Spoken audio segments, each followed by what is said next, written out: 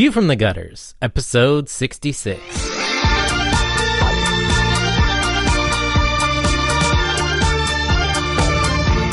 Welcome to View from the Gutters, the comic book podcast where each episode we discuss a collected edition, trade paperback, or graphic novel, and then recommend and vote on the book for the next episode.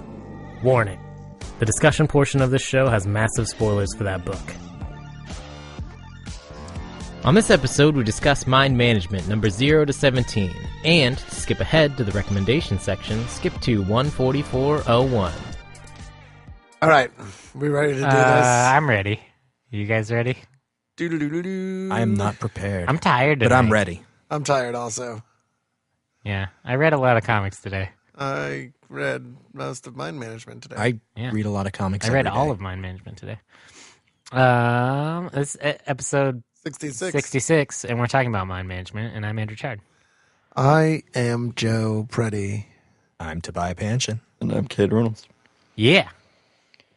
Come Get get hyped up. Get woo, yay, yay, hyped. woo, yay. Feel the energy in this room right Yeah. Now, I Feel wanted it, to note feel something it. about the name, because Joe and I were having an argument about the whole thing. And officially, this book is never once called Mind Management. It's Mind MGMT. Yes. Yeah.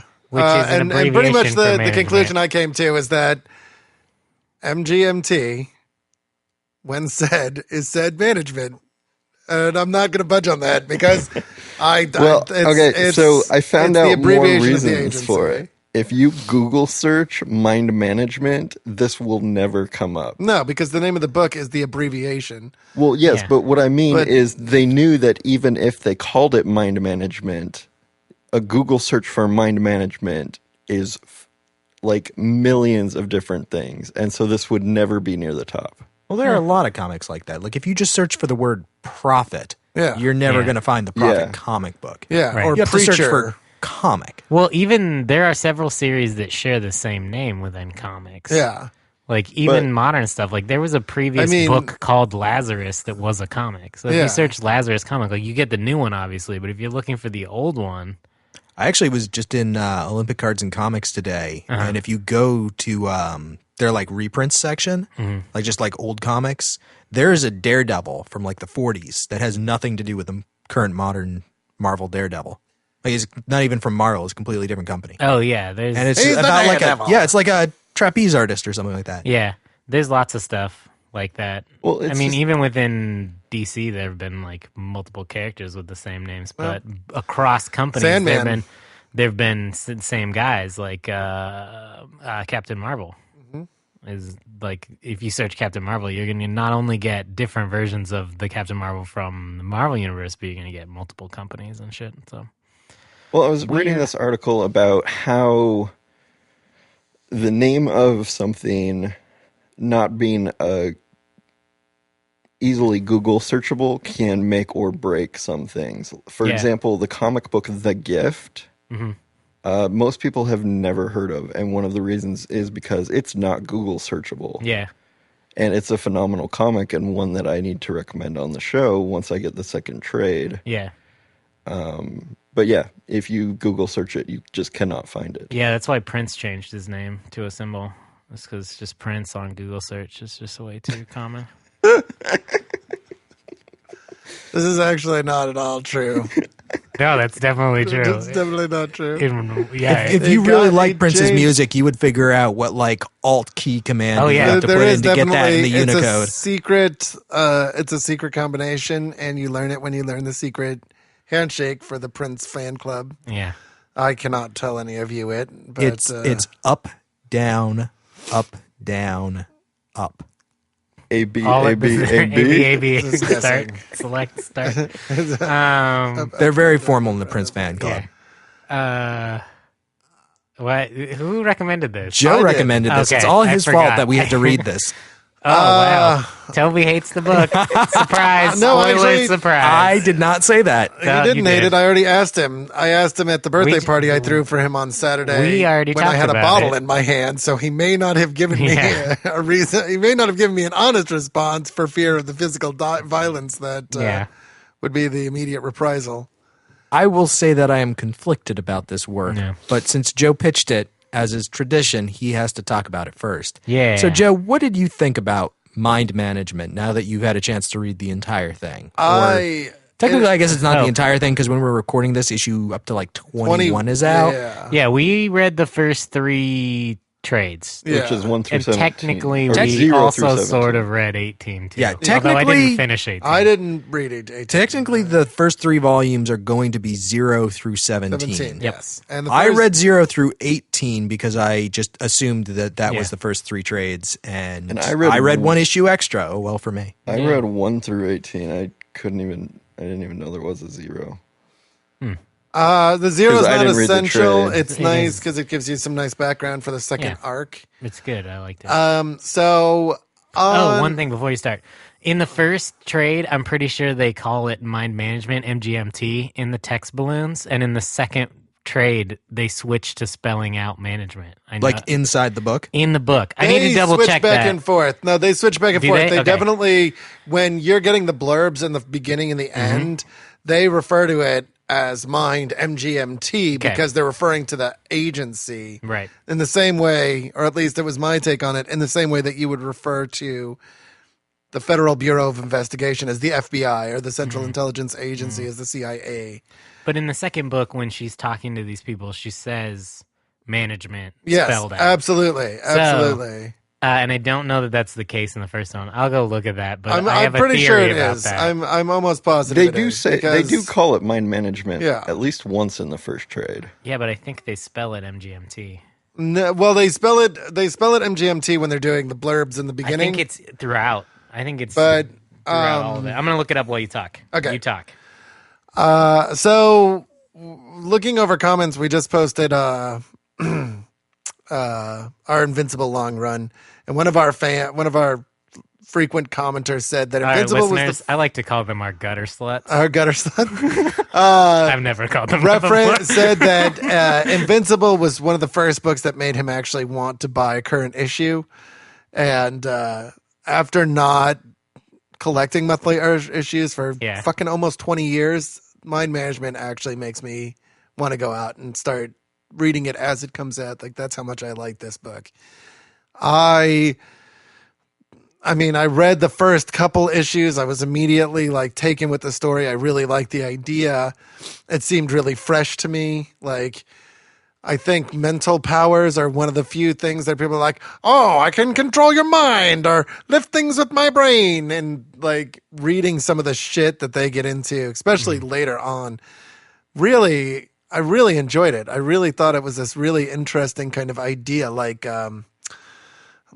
Bill Falls and what he can do, and like the ad man, and just this idea that there weren't just people that were like, oh, we're just psychics, but like that there were whole groups of people that were specialized in certain kinds of psychic warfare. Well, it's like if none of the mutants altered their physical abilities. Yeah. Like no one in Mind MGMT can like jump higher than normal. Yeah, Like, exactly, right? They exactly. It's just all about using your mind to alter the probability of stuff. Yeah. Or see stuff that other people can't. And see. Well, actually, no, there's more to it than that because they can do things like heal wounds instantly. Yeah. It's like Yeah. they have 100% control over their bodies. well, the And- Immortals do, but the they're Immortals only- do because they've trained to do that specifically. Yeah, but right. it seems like they can generally do that to a greater or lesser extent. Right.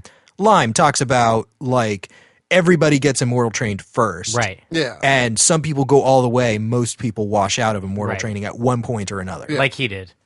Right. Right. And then the sniper, Yeah. he's not actually like physically altering anything about his body except the precision at which he can point a gun. Yeah, at things. exactly. But it's all mental. Yeah. Right. Right. It's called Yeah. Mind MGMT for a Well, reason- and the- for a reason. which ties in with real life, like I don't want to call it conspiracy theories, but just ideas of like mentalism and mental powers and yeah. things that were actually investigated by like the government. Yeah. Or Russians during the Cold War. There's Well, lots of stuff yeah. like The remote men who stare viewings. at goats. And Yeah, like the remote viewing guys and the the stuff they did in Vietnam with the psychotropic drugs and there's soldiers stuff like that. in the Nazi party too that they would during things that actual like Zen Buddhist monks do. Oh yeah, that like they can regulate their body temperature and stuff. Well, there's one of the characters in the book is based on, as far as I know, is based on a story about an actual guy. The guys that can lower their body temperature like well below freezing and like stay alive. Like there are people in the world that can actually do that. Like stay submerged in freezing cold water and not get hypothermia. Yeah, there are stories of monks who like go up into the mountains in Tibet like and layer blankets over themselves that are just completely soaked with water, and they can like increase their body temperature so much that the mats like steam. Well, they stay can regulate warm. their body temperature. Yeah. I mean, which is just like Batman. yeah, exactly. They actually learned it from Batman. No, in the Batman books, to be fair, like he learns it from monks in Tibet. He totally like, does. That's based on But actual tradition. The point is that this book isn't like he's not just making this stuff up whole cloth. Like this is based on a larger cosmology that exists in the real world. And it's exaggerations of a lot of ideas about the human psyche that we've always kind of like played around but it's with. done in a way that I never feel like one of my least favorite tropes is the whole, human beings only use 10% of their brain. Oh, yeah. It's bullshit. They What don't. are you talking we about, use Joe? Much, That is much more than that. completely true. We use far, far more than that. 10% of your brain is just involved in fucking keeping you alive, all right? Not to mention the fact that you fucking think and remember things and move your body and shit. It's bullshit, all right? I swear to fucking God, it pisses me off so badly. And the fact that those words get thrown around a lot. They Like, do. They this do. guy And it uses bugs the 100% shit. of his brain. It bugs the shit out of me. The real way to look at it is that most people will consciously only use 10%, but subconsciously you're using the whole thing. No, That's consciously, not even- you're using that's- your whole brain all the fucking time. Yeah, period. The brain is There are- not a computer where you have a CPU and it's set to 10% all no. the time. It's like, no. Every aspect of your brain is in operation, like doing different things in different ways. Yeah. Yes, but a lot of the stuff you're doing, like breathing, it's subconscious. Well, that's true, It's not but- Well, conscious. no, it's not subconscious. It's involuntary. There's Right. a difference between That's what those I two mean. things. Okay, well, it's not something means- you're actively thinking about. No, and that's regulated by certain parts of your brain, specifically like your brainstem and stuff like Right. that. But like, I've studied, I mean, not extensively, but like, because I have ADD, I've studied some neuroscience. I've seen PET scans. Oh, no, Like- and I totally agree with you. That 10% of your brain thing is crap. It's just usually when people are talking about that, they mean that, like, consciously, you're actively thinking about far less stuff than you are subconsciously. Well, and that's the thing is like thought is not. I mean, it's a digression, but thought is not the only thing your brain does. Your brain does hundreds of thousands of tiny little things that you don't even notice. It edits the things you see. It edits the things you hear because you will receive a huge amount of sensory input. Not to mention the fact that the myth that you only have 5 senses is also bullshit. Yeah. You have a complete map of your body in your brain. That's why you can touch your nose and feed yourself what's in the dark. There's a sense that's called like when you have your eyes closed. It's Yeah, like it's temporal like- awareness, or yeah, not temporal awareness, but like it's- physical awareness, like where you know where your hand is even when your eyes closed. It's and the you're word moving it that around. literally means it's like, it's literally the map that your brain keeps of your body so that you know where you are Right. in like a dark room and shit. There's I mean, many of senses. there's Like just- the 5 senses are similar to like the 4 elements. That Yeah, were like this it's- old school concept. And I'm not talking about the 4 elements like fire, water, or whatever. But I'm talking about when the 4 elements were like bile. Yeah, and, like, exactly. No, other- you're talking about the humors. yeah, that's what I'm talking green about, the bile, humors. yellow Yeah. bile. That- No, it's blood, blood, phlegm, Yeah. black bile, and yellow bile. Yeah. That's what it was. Yes. But Gross. it's a bit of a digression, but like, no, you use your brain is like, this is evolution, people, right? Well, you we use talk all your about brain, this- you use it all the time. We talk about this a lot when we talk about science fiction, but like sometimes the less you explain, the more longevity something's absolutely. going to have because And if you say stuff, Yeah, that like if you becomes say, outdated. Yeah. if you say like, she's learned how to unlock 100% of her brain's capacity. Like, no, that's stupid. If you Right. say like, she's unlocked the hidden potential of the human brain. or even if you don't, if you just stay away from that and just be like, Like She can move Duncan. shit with her mind. Duncan is a great character, right? Yeah. He can't tell the future. He just is able to fucking pick up on the thoughts of people around him and extrapolate the important bits, right? And it allows him to essentially see 15 minutes in. Yeah, exactly, right? It allows him to paint a picture of His shit brain that's going can to happen. aggregate the data that Yeah. he gets from people. That's around fucking him. like that's That's cool. brilliant, right? I Yeah. love that there is no explanation where none is needed in this book. Yeah. Because That's a good- that could fucking ruin this book completely. This is a complete aside, but have any of you seen the movie Pusher? Or no, not Pusher, just Push. No. Chris Evans? No. Yes. No, Very you mean similar to Jump? this in concept. No, not Jumper. Okay. It's just called That's Push. hating. Right. Uh, I gotcha. And it's got Chris Evans in it, and I saw it, but I was extremely high at the Dakota time, so Fanning. I don't remember a lot of it. it's a pretty good movie. It's similar to this in some ways. Like there's psychic warfare, and there's all these different types of psychic, but it's not nearly as expansive as this. And it was like it's an okay action movie. I recommend checking it out if you haven't seen it, but it's not as good as this is. Like this, I'm really the thing that kills the thing that I love about this is I'm reading it and I actively want to know more. I'm not thinking about what's happening next. I'm not trying to figure out the pieces because I'm so involved in like the world that's being built there. And world building, I think, is a word that gets kind of thrown out there a lot, but it's so important to keeping your reader like engrossed. And I have the kind of mind that when I'm reading something, if I'm not completely engrossed, I'm going, oh, this is going to happen. Oh, this is going to happen. And in this, I'm so like caught up in it that I don't even care what happens next because I'm really wrapped up in what's happening now. Right. Yeah, there's a when you learn how to write, there you'll hear just over and over and over again, like show don't tell, show don't tell. Mm-hmm.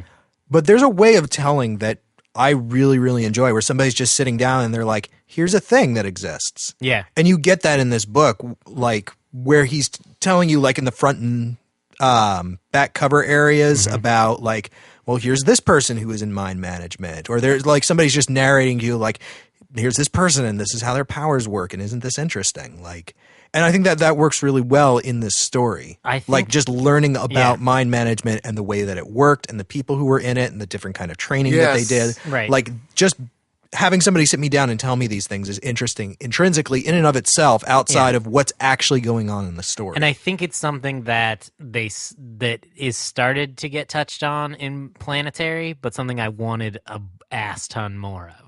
Because in Planetary, will begin to tell you a little bit about the organization, much in the way that they do in this. But in the way that it's done in both Planetary and this is something I enjoy, where it's like, we'll tell you a bit of information, and you can retain that information if you want. Like, it's just extra shit for you to, like, hold in your mind.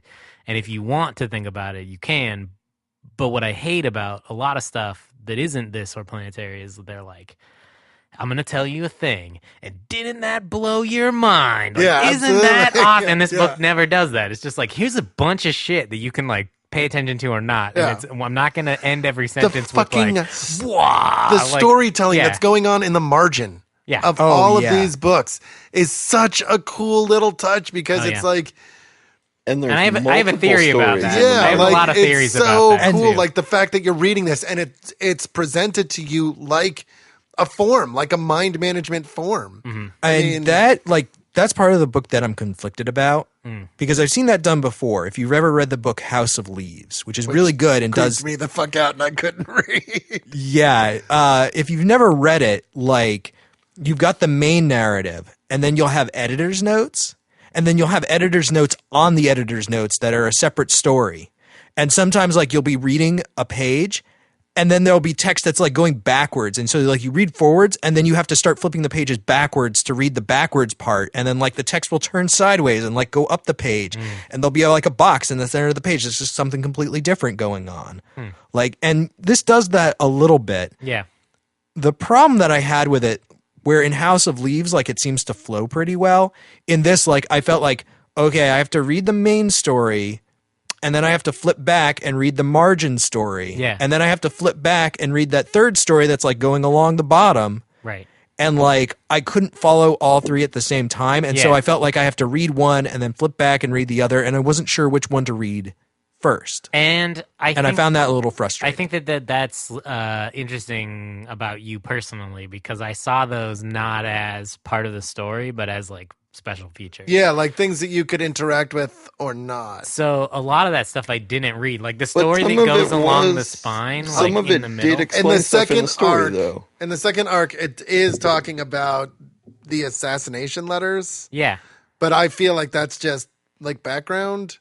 Well, it's none of it is irrelevant. Right, and Like, I don't but wanna that's the say thing. Like, that. I don't know what's important and what's not. Yeah, and I Yeah. think that's fair. I And think like that's the fair. blue text that goes along the side where it's like the mind management manual. Like I skipped a lot of that because at a certain Right. point I felt like that was just flavor text. Right. But when there's like that little cutaway and it's sections from the novel. Right. Or no, I guess it's not a novel, but Yeah, it's her. No, it's her. Yeah, It's the true Mira. It's crime. Mira's first Meru's book. Right. Yeah. that I felt like, okay, I have to read this because this is going to become important. Like he wouldn't be continuing to reference this over and over again if it wasn't going to come up in some context. Well, And it did. I have a passing theory about conversation. that. We'll get to that later, though. Well, I think because they talk. If you read the Zero issue, then you know this. But if you didn't, one of the things the Zero issue talks about is her first book. Yeah. And where it led her. So I Well, like and how that it's not separate from Yeah, no, the it's mind not. management It's not. stuff at all. And that was kind of like,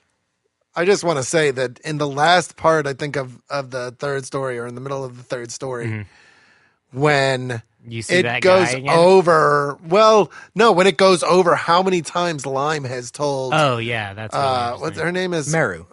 Yeah, Mayor. Mayor, It was 7 times he's met yeah, her. like 7 times. Well, they keep hinting at it earlier on because she keeps calling her editor, and like Yes. the very first time in the book when she calls her editor, she's like, "I've got a great new idea for the book." And when you read that part later, you realize she's done this 7 times to her before- editor. Yep. She's called her editor and gone, "I want to write this book," and then never did. 2 years. Yep. That's how long it's been since she wrote her last book, and the entire time in those 2 years, she's been doing the exact Same thing over and over again and not 7 knowing it. times, yeah. That's crazy. That legitimately was the first time, like, it's one of the first times I've just been like, holy shit, are you kidding me? I felt In a while. Yeah, I feel like this kind of stuff, although not inherent to comic books, like works really well in comic books because it's a lot of the type of stuff that I think that Chris Nolan tries to do with his movies, like Memento and Inception, which is like when they do a big reveal like that, you're supposed to be like, oh shit, like that's so crazy.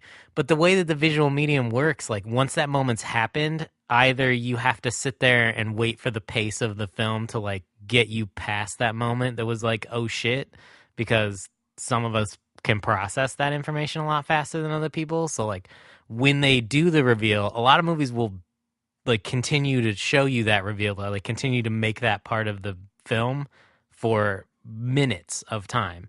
And for some people that like that isn't as mind-blowing, it's like, yeah, okay, keep going.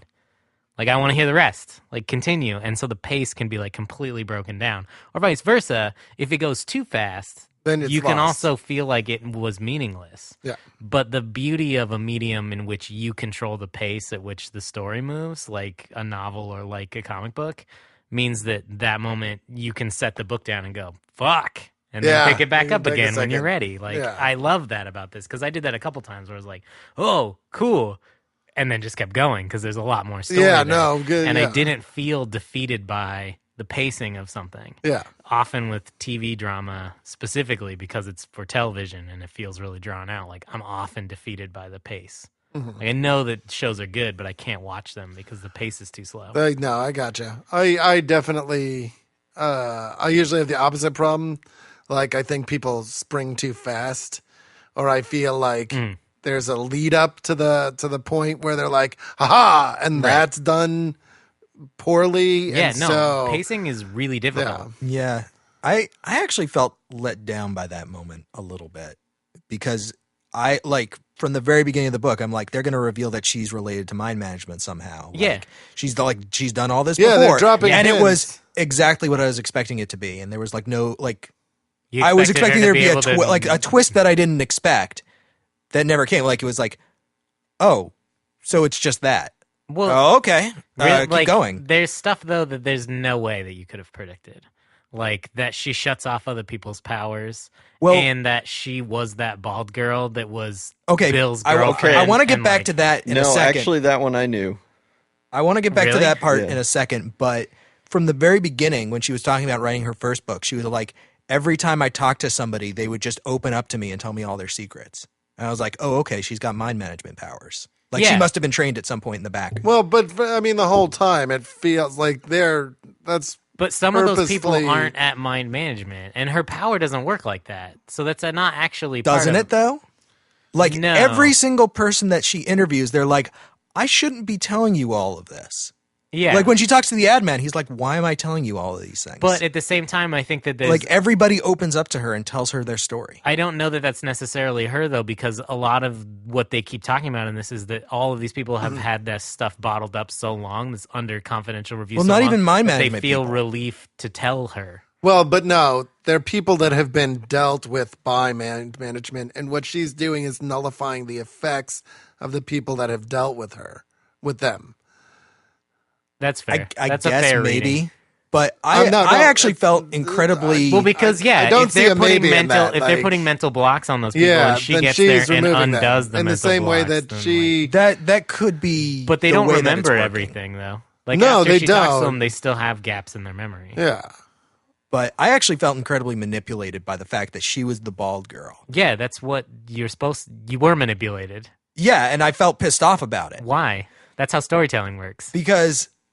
Let me first of all say that I really, really do not like the art in this book at all. I found I it love it. incredibly janky because throughout the you're entire crazy. thing. It's Like, because it I doesn't look love like the other colors. things. I think the colors are great, but Yeah. just the like super sketchy, weird. It's not even Ugly- sketchy. It's just thin lines. Yeah, no, it's not even it's not the depths of the lines. Like everybody looks just kind of sketched out. I think They that's don't the look point, like sketches, though. Yeah, they do.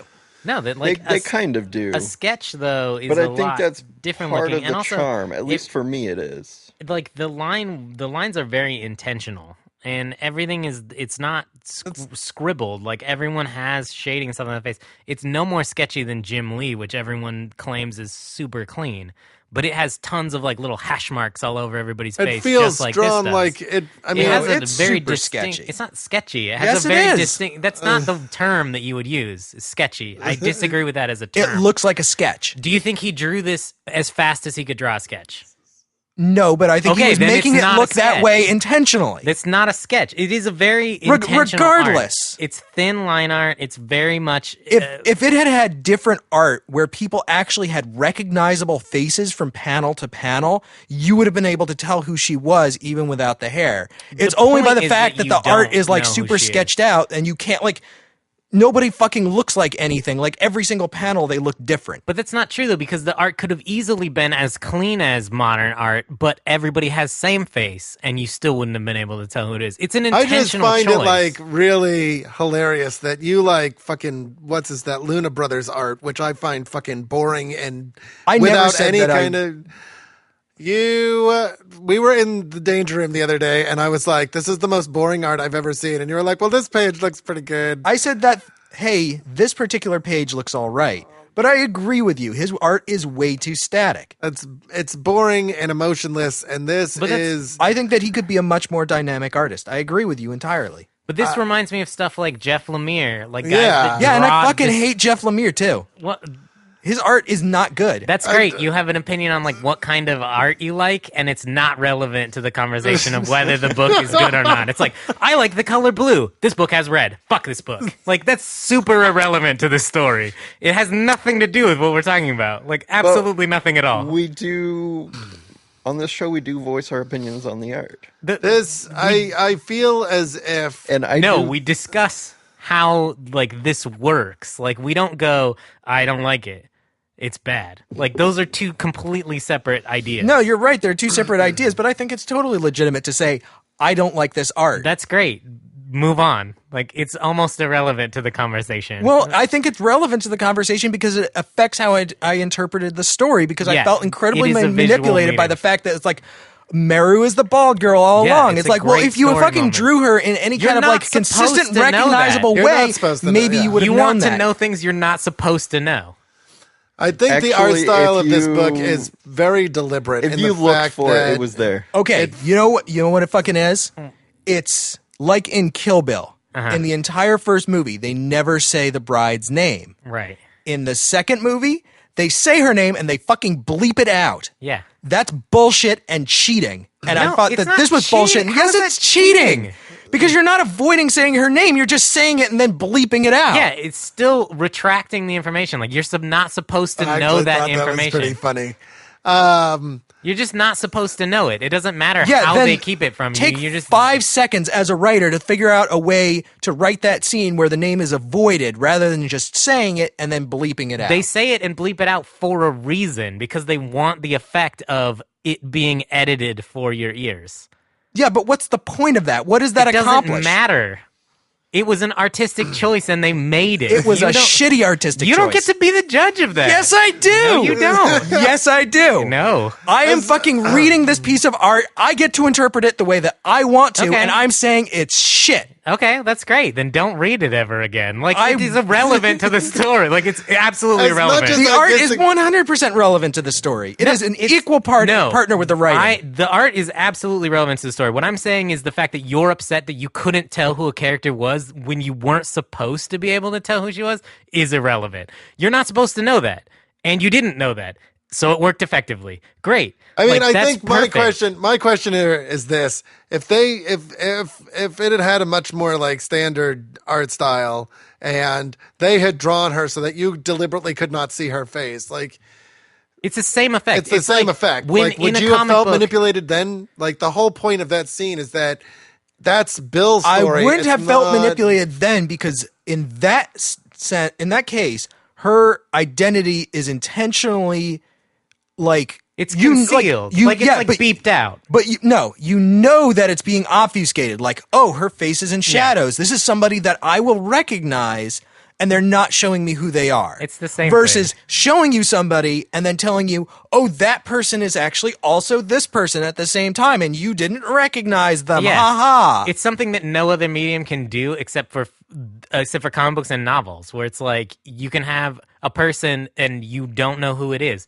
It's great in comic books when they're on the phone with a character and you don't know what gender they are, you don't know what age they are, you don't know, and you could not do that scene in film and still portray that information because as soon as you hear a voice, like you can associate that with Yeah, somebody. and that's fine, but it would be like if I was watching a movie and then there was somebody was having a conversation with somebody on the phone and they made the other person's voice obfuscated, not because of anything in the movie, but because they don't want you as the audience to know who it is. Well, and I agree that is like sort of lazy writing because there are other ways to convey that information in that sense, but there's no real other way to do that. Like when you have someone, if you want the sound to be coming out of the phone, it has to be someone's voice.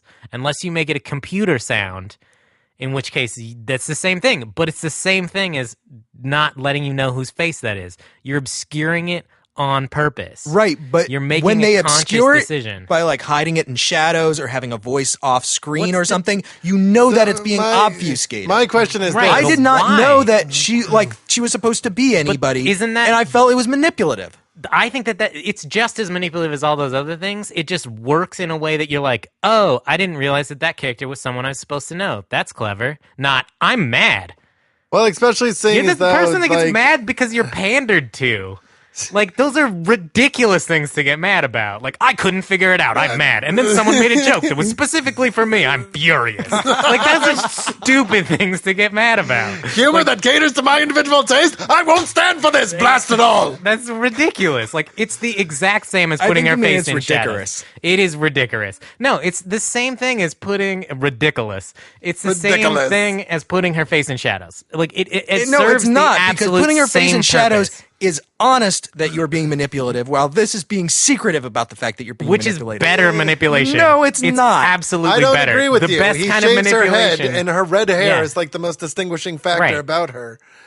Like the thing is that you can't. I think what bothers me about what you're saying, I understand what you're saying, and believe me, I can relate to feeling manipulated. I don't understand why you felt manipulated about this, which I felt was a very you were honest supposed story, to be and manipulated. didn't feel manipulated by something like, oh, I don't know, fucking Identity Crisis, which is the most emotionally manipulative story ever.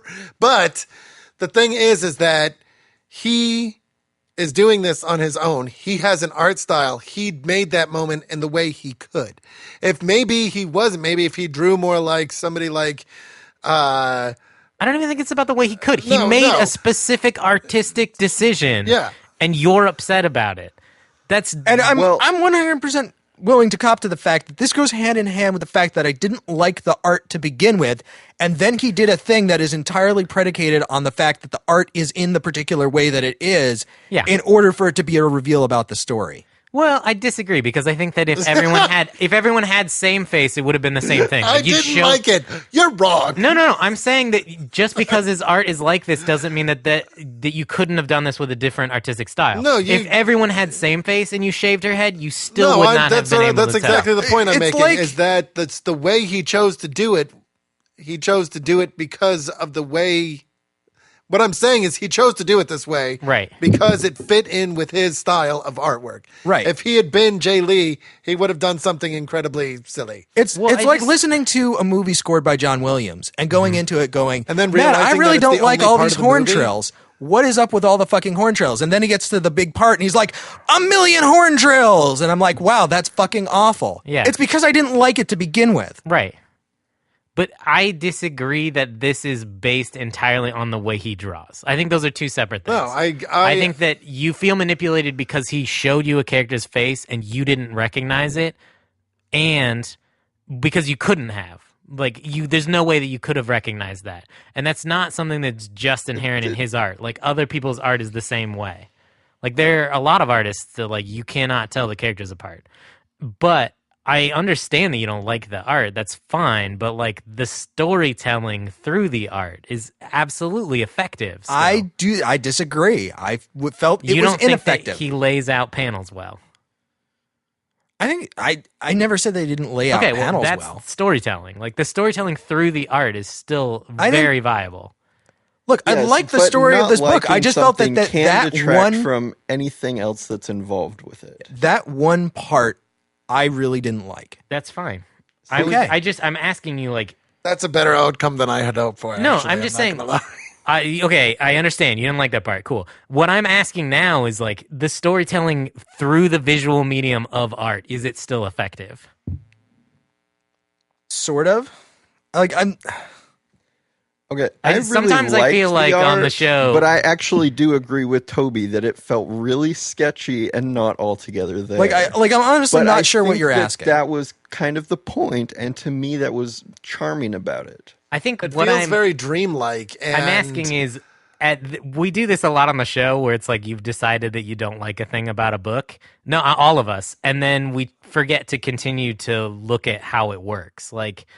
Once we've decided, oh, the art's really sketchy, or the dialogue isn't very good, or the colors are bad. It's hard to continue to be for all of us to stay in. It's hard to continue to be well, are the colors working to evoke a mood? Even though I don't like the colorist, even though I don't like the choice, is it working to evoke? Is it doing the job of color? And what I'm asking now is, even though you don't like the artistic style, is it still doing the job of art, or are you lost visually because the art isn't strong enough? I feel like the art style is a detraction from my overall enjoyment of the work. Right. But I still think it is a good work that is largely effective based on the story and the layouts and the color. Okay.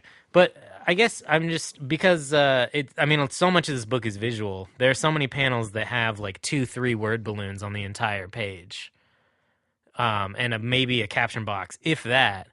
So much of this work is visual that I'm curious as to how, even disliking the style of art, how did you find the storytelling as a process? Because good. The art is so important to that, I think, in this book. In this work, there's so many silent pages. Too. There are so many books that I would have given up on after 1 or 2 issues because I didn't like the art on the level that I dislike the art of this book. But all the other elements working in concert kept me going with this book, and I was still able to enjoy it throughout the part that we read. Mm-hmm. Like, I really enjoyed this book. I'm probably not going to keep up with it month to month, but I'll probably keep caught up on it as the trades come out. Yeah. Because I really enjoy the story. And even though I was frustrated with him on that one particular part, because I felt manipulated by it, I still like the story as a whole. And I think it's a good comic. I would recommend this to other people on the caveat that I don't like the particular style that the artist drew in. And like, I showed this book to my brother Adam. Like, he was looking over my shoulder and he was like, "What's that?" I'm like, "Oh, it's Mind Management. It's what we're reading this week." And he made a face and I'm like, "You don't like the art either?" And he's like, "No." And I'm like, "Well, I wasn't going to ask you to read it because I didn't think that you enjoy it." And he's like, "No, I don't think I could even read an issue of that because the art would just bug the shit out of me." I'm like, so I funny. couldn't read. You know what's really funny, though? I can relate to that. I couldn't finish Batman Year 100 because Paul Pope's art was so like disjointed that at times I couldn't tell what was going on. Like, I want to having go that back fun and kind of too. read it again. I think that that's something that happens even with artists that we say are quote unquote good artists. No, It's like absolutely. sometimes they fail to convey ideas What's going on properly? via the panel work. It's funny to me. I always think when me and my brother were younger. My brother is 2 years younger than me, and I was about like 16 or 17. My brother was a huge fucking Image fan, which speaks a lot about his personality at the time. Well, and I was really big into Valiant, which speaks a great deal about my personality at the time. And at that point, Image had all this tells me that incredible you were like, both nerds. yeah, well, we totally were. And at least one of you was incredibly pretentious. Oh God, yes, I started early. Image had a lot of this crazy fucking artistic talent from like Marvel and DC. They had Jim Lee, they had Todd McFarlane, they had all these, Silvestri. Morrison, Yeah, they had all these incredible guys. They also have Leafield, which kind of like leveled it out a little bit. But The dude sold oh God, no! Back then, like billions. even though of I never books. really cared for his art, I mean, you cannot argue with his popular. Like he was he was a god back then. Times have changed as far as art goes. If you Yeah, were reading absolutely. comics in the 90s, you probably thought all of that stuff was awesome. A large majority of people thought that stuff was awesome. I have Executioner's Saga. I liked it. Yeah. You know, when I haven't tried reading it Tastes recently. have changed but- a lot, which is why I think it's funny that Jim Lee's still relevant. Yeah, because I'm not sure why he was able to outlast Hang in there. everyone Yeah, else. he's still. I mean, even like somebody like John Romita Jr. has shown an incredible amount of like growth. in the last 20 years Yeah. because I can remember reading his stuff like on X-Men 300 and stuff like that.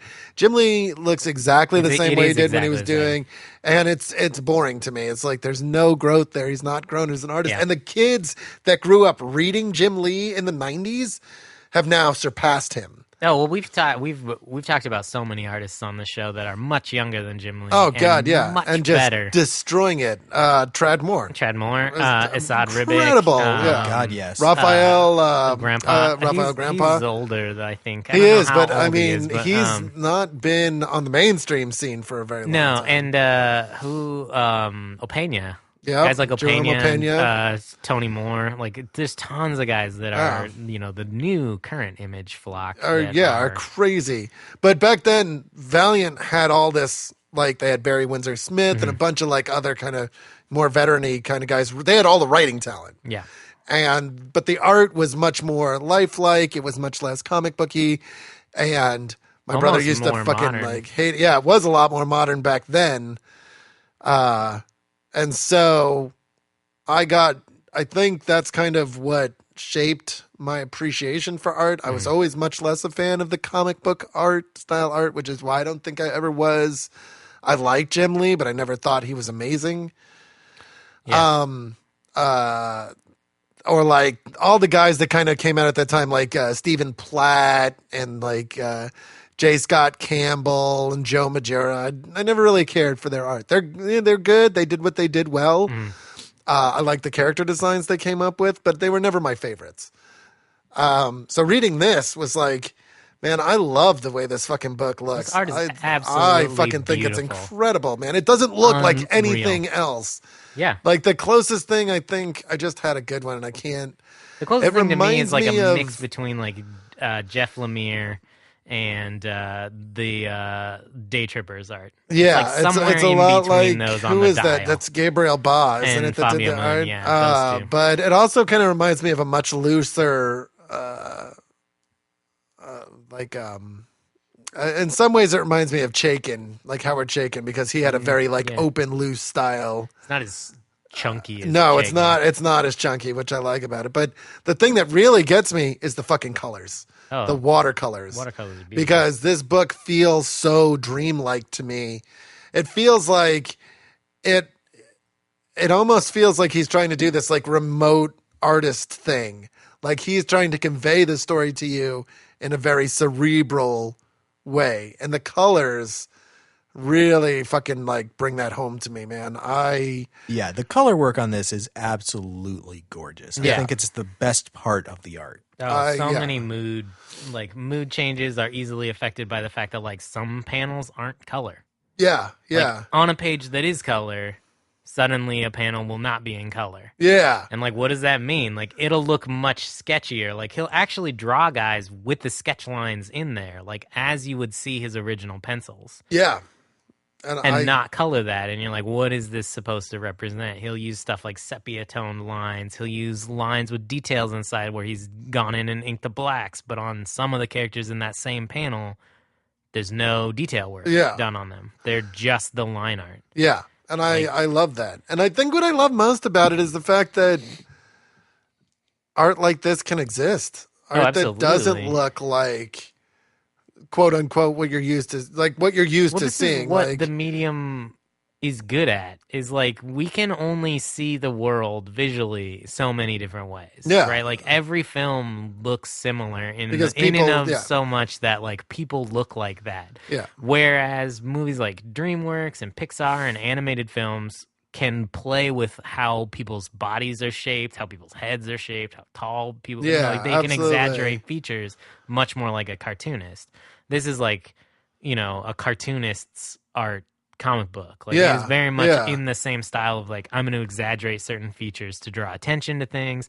It reminds me a lot of Asterius Polyp, where it's like the art is very much a player in the storytelling, in the narrative. Absolutely. I actually almost brought Asterius Polyp because I love it so much. But again, it's like it works because we've read a comic book before. Yeah, absolutely. Right? Like Asterius Polyp works on a level that like if you've never read a comic before and you read Asterius Polyp, you're going to be like, I don't understand why that's such a big deal. Yeah. And in this book, I think a lot of the same things happen where there's so much going on in the medium of the panel that if you're not used to reading a lot of panels, you might miss it. You might be like, well, that's what all comics are like. Yeah. But you don't see the extraordinary in there. It actually reminded me a lot, talking about movies again, about it reminded me of A Scanner Darkly. Mm-hmm. If you've ever seen that. Like it's done, was obviously filmed, but then they like overlaid it with a cell shaded like computer graphic.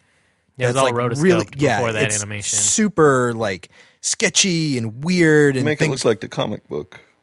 Well, I don't think it's to make it look like the comic book because the comic book was done like to support the movie. Yeah. Oh, I thought the movie was based on the comic. It's book. based No, on it's based on the book. Yeah, it's based on the book, And it was rotoscoped, I think, specifically because the subject matter, you couldn't have done that in a live action film. Right. They wanted to give it this like really weird, tripped out feeling. Well, that I think was very effective that uncanny in that. valley that the rotoscoping really helps actors with. will peel their face off and become other actors. Like that's hard to do visually and make it believable. Like as we know from the Mission Impossible films, where like they'll do that and you're like, that looks dumb.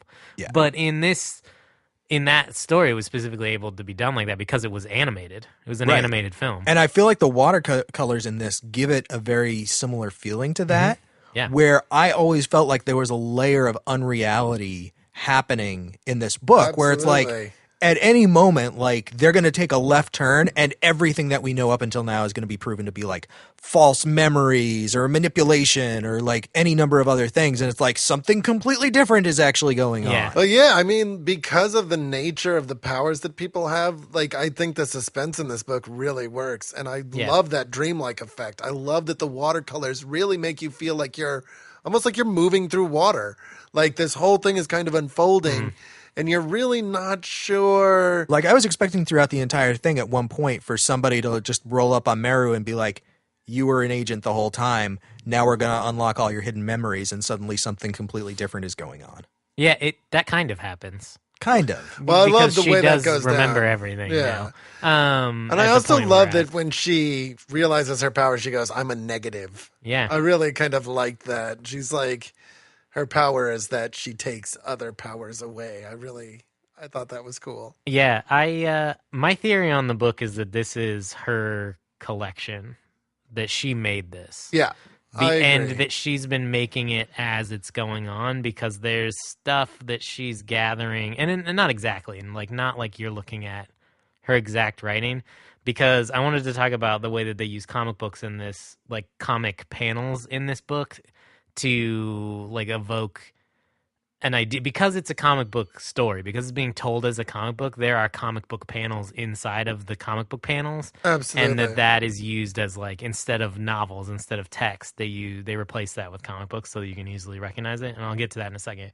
But because there's stuff that's redacted in here, or there's stuff that is unclear, like when the first 30 times they show you Shangri-La, it's a swirling. It's like it's like scribbled of drawing. Yes, Like they've redacted which I thought it, that right? was pretty great. And it's great. And then when she gets there, there's like all the sketches of what she thought it would be like, and then it's, you know, a very ordinary square building. Yeah. I thought that was really cool. But there's those panels that are they're sketched like a different panel, and then at some point they like move slightly up the page, and there's the actual panel from the comics below those. She's like reading something, and you're reading it as comic book panels, even though she's probably not reading it as a comic book. I remember, yeah, I thought that few was so times. clever. And then Yeah. when she's in Shangri-La, she opens the book that the monk gives her. Well, it's not the monk; it's actually the other woman disguised as the eraser, disguised as the monk.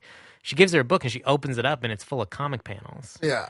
But that's probably not what she's looking at. It's just used in a way that, like, I can look into the panel, into other panels, and that information is, like, really quickly conveyed to me. Yeah, absolutely. And so the pacing is allowed to move.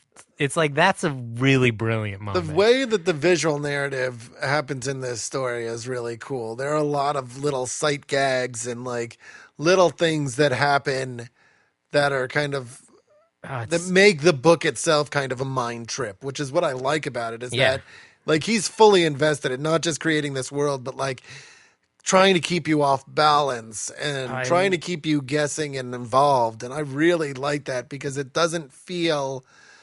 I love how he uses pencil sketches, like sketches in the background to in the background of a panel to like imply memory. Like, they'll be talking about something, and in the background there's pencils of something that like has not happened, or we haven't seen, or happened in the past. Yeah. And so he's able to use that memory. I love how when they're riding in the car, you can see into the car. Like the car is like transparent. It's like a clear car. That was he's able great. to use that, and the way that the ads work, where he'll put them right next to each other, and you see like what everyone else sees, and then also what the MIND MGMT. The admin. Yeah. Probably my favorite idea in this whole comic book. Yeah, it feels like the whole idea that there would be like that thought is so brilliant, because clearly like this is something that comes out of the spy tradition, but like having these specific group of people that all they did was like mass hypnosis to like crowd control. I read that and I was like, that's such a cool idea. Like, it feels like it's something that should have been right out of like X-Files or Fringe. But absolutely. Like, none of those writers thought of that. No, you know? no. And I love all the ideas that he's able to come up with in this. The back covers of each issue are actually the fake ads that he created that have subliminal messages. There's some real ads in there mixed in too. Well, and I love the name of the letters column too. If you notice, the letters column. Help me. Spells out, it's like mind management. It's like mind. The official letter column and correspondence regarding mind management. Yes. Yeah. And if you look at it, the bolded letters spell help me. Yeah. Which I really like. I think that this, and I think I say this a lot, but one of the things that I love about this is all the ways it could have gone wrong where it went really, really right. This landscape has been well tread upon. Oh, yeah. And for somebody to come in and write a book that gets me right off the bat. Because, like, seriously, 2 issues in, I was invested. And to keep me going for 18 issues, I was almost waiting for that moment where I was going to be let down by something, and it kept not coming.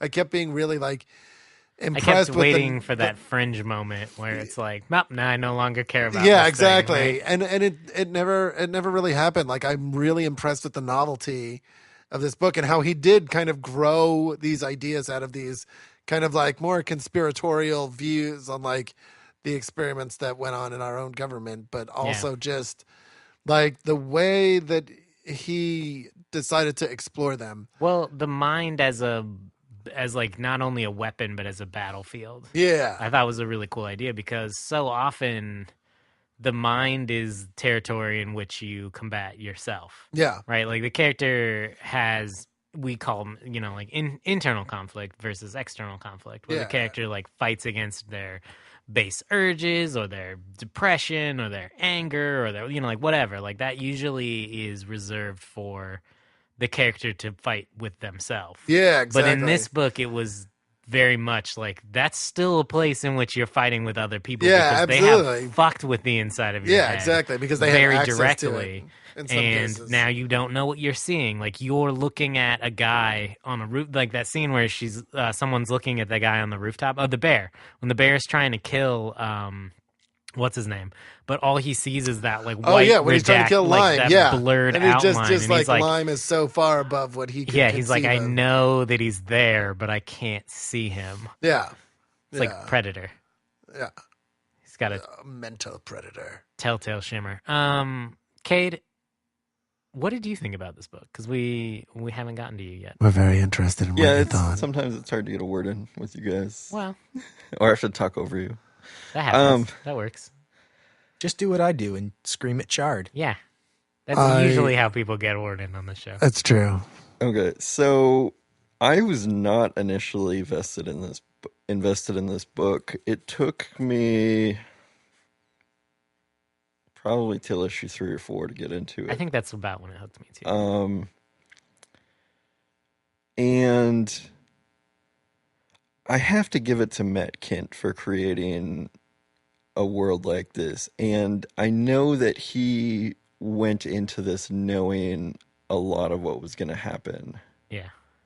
And that was actually what did it for me, how I started figuring things out, was just because there were very subtle hints about a lot of things. From the very first issue, I knew that Meru and Billy had been intimate with each other before. Really? Yes. There were a lot of like subtle touching that they did and the way that they were comfortable with each other. There was unsaid chemistry that I could just like feel off the page. Yeah. And there were enough hints there that as soon as I saw, I think it was the second panel with the bald girl, I knew it was her. That's so crazy. Yeah, I mean... Because it looks like, no one, really. Yeah, no, but like, yeah, it was just like very subtle things. And I noticed that there were a lot of hints about what was going to happen in those mind management field guide notes. Yeah. Like because like some words had more capital letters than they were supposed to. And if you looked at the page and then figured out which word was describing it, it would kind of hint at what this page was talking about. And I thought that was very well done. I did like the additional stories in the bottom and side, although I didn't read all of them, and I think that's okay. The art, I loved. I loved the art, but I do agree with Toby that it felt very sketchy and not altogether done. And I think part of that was because this guy is putting out a monthly book where he's writing, drawing, and coloring it himself. I I disagree with and your doing the both covers. of your guys' use of the word sketchy. And I don't know how you could possibly Because look it at this doesn't page look that like I'm a holding up sketch. to you that nobody can see and say that doesn't look like a sketch. It To doesn't me, look it like does a look sketch. like a sketch. There, like some of the lines, there are like multiple lines around the side of her head, and that is a very sketchy feel. The book has been inked. Like, this isn't out of speed. Like, this is a deliberate choice, and it doesn't. I question at the how risk you would of define. like at the risk of derailing a potential argument, which is what all our listeners want. We've already had this argument. We have already had this argument. It's just- we No, should I want to continue ask one on. question. Yeah. How do you define the word sketch? quick. Like, very literally, that's what that means. Like, it is drawn fast. That is what a sketch is. When you go get a sketch at a convention, they don't ink it. They just draw it as fast as they possibly can. It has less detail. It has like much faster, blurrier lines. Like, things are not placed deliberately. But they also have multiple lines. The That's outline true, of a head. but that is not necessarily indicative of a No, sketch. hold on- Like, hold on a sketches second. do have that, but that doesn't make it a sketch. Would you agree that there is a difference between something which is a sketch and something that is sketchy? When I define the term sketchy, I think of loose and not deliberate. And I feel like every line in this book is put there specifically on purpose to manipulate you. The way that he draws the panels in such a way that is like, not only is there a panel there, but there's also, he's drawn sticky notes in the panel that have pictures on top of it. Like, it feels deliberate. It feels No, it does calculated. feel deliberate. It But And when that you is look the at it, opposite of it's- sketchy. When you look at it, though, some of the panels look like a sketch. They're meant to look like They that are, specific background part of the panel is like, you can tell the difference between when he's using pencil sketch technique versus when he's using deliberately inked and watercolored. Because you can tell the difference between those two, I don't know how you can call the deliberate watercolored art sketchy when there are also panels that are very deliberately a sketch next to it. Like, those are two very different things. I agree with you that he is drawing very deliberately, but I think that he is deliberately drawing this book so that it looks like a sketch. I absolutely 100% disagree, because I don't know how you can do that. He uses panels that are a sketch because he's using both. Yes, but some pages look entirely like it was a sketch. No, The artwork in this book is so loose. I disagree. It's not loose. It's very To me, it looks loose. I mean, I know that it's deliberately like that, and That's what- and to me that helps. I love the art because of that. I don't understand how you can think it looks loose and deliberate at the same time, because loose implies like a fastness No, of... I'm not saying it looks deliberate. I'm saying it is deliberate. Right. Well, It doesn't look deliberate. It looks sketchy. he's using sketches in I'd just the like other... to go on your record at argument, this point your and argument say that- is that it is sketch. It looks sketchy, and then that also in other panels it looks more sketchy. Like, that's a ridiculous... Why would I you think it all looks categorize it? sketchy. It does not all look the same. Not every panel looks the same in this book. And if you think it all looks the same, you're insane. What I am You're saying absolutely is that insane if you think every panel in this book looks the same. What I'm saying is that some pages, to me, look like they were sketched. Are they the pages that are supposed to look like a sketch? Because there are deliberate panels in here that are actually sketches. Well, yes, I agree, and that is why I refer to it as sketchy. You think the whole book uniformly looks identical? Then stop saying that it's sketchy. You guys are using that word wrong. No, you are using the word wrong. No, I'm Yes, not, you because are. I have evidence, and your evidence is it looks sketchy. That's your evidence. If is it you looks have like nothing. a sketch, you can call it sketchy. Yes, it does. And there are fucking deliberate ass sketches in this book. And in the panels where they're not a sketch, where they're actually inked, lined, watercolored, that's not a sketch anymore. That's not sketchy anymore. You cannot say that both of those things are sketchy. They are different. You guys can tell the difference between the panels, right? Like, I feel like parts I'm that losing you're my saying mind. look like a sketch are just as deliberate as the parts that you're saying don't look like a sketch. Right. He's using the difference between panels that are sketch-like and panels that are not sketch-like to create a contrast. If you think that they are both sketchy, you would not see the contrast. Do you understand what I'm saying? I understand what you're Okay, saying. 'cause I feel think like you're I'm wrong. going batshit crazy pants because you guys are talking about the whole book like it looks goddamn identical. Every panel is different. I'm going to want you to show me some panels after we're done recording. I will absolutely do that, because there are panels that very deliberately have sketch lines in them. Like, things look like they have been redacted. Like, there's no ink over that panel. You're going to need to show me some examples There of are this. specific line Even weight. something that is inked and colored can still look like it was sketched. Not when it's right next to something that looks like it's sketched. But not all of the pages had stuff that were deliberately look like they were sketched, and even those pages could sometimes look like sketches. But if something is consistently blurry in a film, and then there's one panel that is one frame that is not blurry, you now have to judge all of the rest of those panels as blurry. The minute you've introduced an element that is outside of the element that the entire book is, you can no longer judge it as just those elements. You have to include every element. So the sketch panels, the panels that are sketchy, now mean that the rest of the book cannot look sketchy by comparison.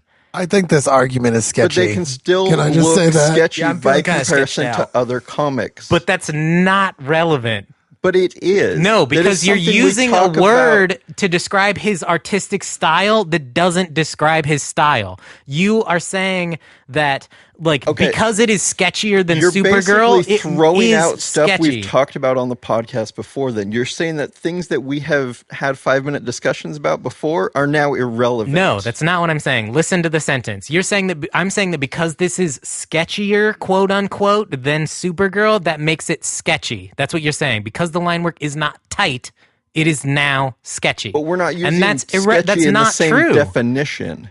That's what I'm saying. You guys are using that word wrong. Stop saying that the art is But sketchy. to us, you're using the word wrong. But I'm right, because you guys don't know what the fuck you're talking about. You guys have no goddamn clue what you're talking I about. really feel like we need to We move need on. to move on. You guys, I'm not you like, guys are not talking about art properly, and I'm not going to be an art snob There on is here no and say way to talk about yes, art properly. There I'm just gonna is. You start just negated talking over every this art argument history like this. major and every art critic in the world by saying that there's no right way to talk about art. Things are different from one another, so by comparison, that matters. Okay. Moving on. Let it go. Let it go. I'm I glad that you swear guys to God. don't want to talk about art, but it's very important to this book, and to discount it all as this is I one do want to way. talk about art. I That know. is why I'm we are saying talking that. about Joe, it. stop No, cutting I it would, off. I would like to talk about it, but not in a way where we're just screaming "you're wrong" at Yeah, each other. like, No, like we I- have a very You are significant. telling wait, us hold our on a second. opinions are wrong. It's not an opinion. Hold on a second. We have a very strong contradiction in terms where you think something means one thing and we feel like it means something Yes, completely and it different, has and we're not going to come to never, any kind of ever common been used consensus in the way that you're Yeah, using we're it. not That's talking about not art true. Yes, it anymore. is. We're talking It about is the meaning true. of a word. No, it is absolutely true that you guys are using that word in a way that it has never been used before. That is wrong, because the way that I learned to use that word is because other people used it the same way that I That doesn't am. make it correct. No, but it doesn't make it. That's not how you would describe this art. Like, I'm glad that you guys think that this art is a specific style, but a sketch is something different than line art. Like, those are different things. And to say that, like, And something this looks doesn't sketchy always look like line implies a art. sloppiness to the art that isn't there. That's not true. Sketchiness doesn't imply sloppiness. Yes, it does. No, it doesn't. It implies a quickness. It implies sketches are fast. They're fast. They're dirty. They're loose.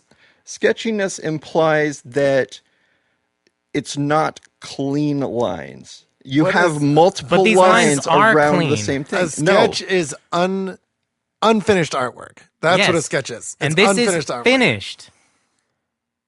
This is very finished. They're inked. This is like those lines are deliberately Okay, meant to be there. But a lot of the times when people say this comic looks sketchy, those are also inked and colored. Yeah, and those people are absolute fucking idiots. Okay, so you basically just called a bunch of journalists idiots. I call journalists idiots on a daily goddamn basis. No one Okay, knows what the but- fuck they're talking about. That's a real world problem. I feel like this argument has become like a NASCAR race. I'm just watching people turn left. It's I understand The that point artists is, are. you guys are calling this like you're using what I consider a derogatory term to refer to the art on And this, yet and the you're way- using it in a derogatory way to I'm discuss not. art that I'm you saying like. that I don't loved consider it. it derogatory at all to say that something is Sketchy? sketchy. That No. is absolutely derogatory. Okay, No, it the is comic not. book Yes, it I'm is. from, that is not a derogatory. The comic book shop I'm from, that is not a derogatory term at all. I've never thought of it as a derogatory term. To be say that art perfectly looks honest. unfinished. That's No, not no, because derogatory. that's not. Well, that's the definition. Unfortunately, people use words in whatever way they see The fit. closest comparison that I can think of is to listen to a piece of music that sounds like heavily improvised and say, "Oh, that's kind of jazzy." Which is a massive insult How is that a massive insult? because you don't understand how jazz works. Is jazz not improvised? Not all jazz is improvised. Well, no, and for but a some of long it is. time, jazz was not improvised. And also, like, how do you define improvised? Like, you're talking to a jazz musician, Okay. saying those words, being like, "Oh, it sounds jazzy." So You don't think that that's an insult at all? I don't think that that's a an massive insult. insult. Once again, you have a different definition than we do. Yeah, because I have a background in this. So Like that's. I I think that I'm not saying that I'm a more right because I have a background in it, but when you've spent more time studying it, like that changes the way that you look at something. Like it doesn't make me more right than you. It makes me have a different understanding of the work than you do because like I spent time studying jazz. So I look at jazz differently than the way that you do. That doesn't mean that I'm right and you're wrong. It just means Okay, that like I here's will a find different things example. insulting that you wouldn't because you don't have And I that think approach that's a to it. fair distinction. And I I think just- that to an artist, calling their work sketchy is probably insulting. Okay, I mean, here's a different And that, example then. in respect to Matt Kindt's art in this book, which I think is absolutely beautiful, like I do think it's not think beautiful. that this art is sketchy. I feel like this art is very intentionally, very placed. Everything is very deliberate, and I'm backed up by that. My thought process is backed up on that because of the way that he uses the art in the panels in which it's not deliberate, in which he's like. I feel like you're applying a very specific definition to the terms that you're using and then insisting that that is the only definition for those terms. I think the term deliberate has a very Okay, concrete counterpoint. definition. Yeah, but the term sketchy doesn't. Because you're using it in a completely different way than we're using You it. can continue to call the art sketchy, and in that regard, I'm saying I apologize to Matt Kindt that they are calling your art sketchy. I'm sorry, Mr. Kindt. But 'Cause by the whatever chance that Matt Kindt is listening to this, I'm sorry I don't like your artwork, Mr. Kindt. I don't think it's bad. I don't care for it. I think it has a sketchy quality. that's fine. I'm sorry, Matt Kindt, that I love your art. That's fine. I realize that's an insult to you now. it's not. You know what oh this my God, reminds- you guys it are reminds- driving me fucking insane. Okay, Chart, here is... Okay, when Ryan Otley used to come into the shop and he would draw sketches for people, Yes. if he took 2 minutes to ink that sketch, is it no longer a sketch? It is no longer a sketch once you've inked. I mean, like the sketch implies that it's unfinished. Like I would imply that like that a sketch Okay, that has so been I'm like, not the only given one who care- considers that a sketch even after it's inked, if even No, he does. I know that. I'm saying that calling someone's art sketchy is probably an insult. I'm not arguing what a sketch is or not. I'm saying that to define someone's art, and especially on a book that has a wide variety of different artistic styles in it like this, to just put a blanket statement over what Oh, all I'm not of the saying art that looks every like single page is looks sketchy. not Some of accurate. them look very clean. Some of the pages in this book do look very clean, like I clean line agree. art. And other pages, even ones that aren't sketch pages, do look like I think they that were sketched on the page and then inked and then colored. I think there's a difference between looking sketchy and using lines more loosely in certain panels to imply motion or imply that something is happening quickly. Like I think that a lot of the art, there's a lot of thought went into all of the art. Oh, and to just I'm not reminds me a saying lot that of, they're like- not, and but to just sometimes discount it by like saying, people's like- heads have like sketch lines on them. But is that motion? Like, what is it implying in the panel? Like, that's important to look at. Like, I don't think you can just say that the whole book looks a specific way or that a whole panel looks a specific way for no reason. Like, there's a reason that all of the art looks the way that it looks. And I think that that's important to understanding what the book is about, is how he's using his art. And I think sometimes he inked more of those sketch lines than he needed to. And yes, it was to convey something, Yeah. but that still gives it a look that it was. It still makes some of the pages look like they were sketched. Okay. Well, I don't like talking about art on the show because one, it's hard for everyone to see and it's hard to put the panels on there, but also because I feel like Art I is look in the at- eye of the beholder. yeah, I look it's at art a opinion. lot differently than the way that you guys look at art because I read a lot. I read like a very wide variety of books, so I see art that is absolutely sketchy. Like, as in, it's unfinished. Like, this book does not look like it should be on the shelves yet because they did not have the budget, and so no one inked it, and it's just not done. Matt And- Kindt's art reminds me a lot of like Eddie Campbell stuff from like Bacchus and From Hell, where it's Yeah, it's very thin line, and because of that, it But- doesn't look as full as a lot of comic book art does. But I also think that art is largely subjective. I definitely like fucking. And it's I something we remember talk when about on the show and a it- lot. Yeah. to say that this looks sketchy because he's writing, inking, and coloring the book, and that he's on a deadline, I don't think is true because I have this is a guy who's basically, I mean, he's independent and he's worked on a lot of stuff, and I think that he wouldn't put it out unless No, it was done. I agree with you in that sense. Like, I think that it very intentionally looks the way that it does. And I Like, think, Yeah, no, I think that everything absolutely. that he does is on purpose. But when you look at a page and there's like a million fucking lines all over everything, like that's not clean line work. but it's for a reason on those panels, and I don't think to say that the whole book looks unclean is accurate.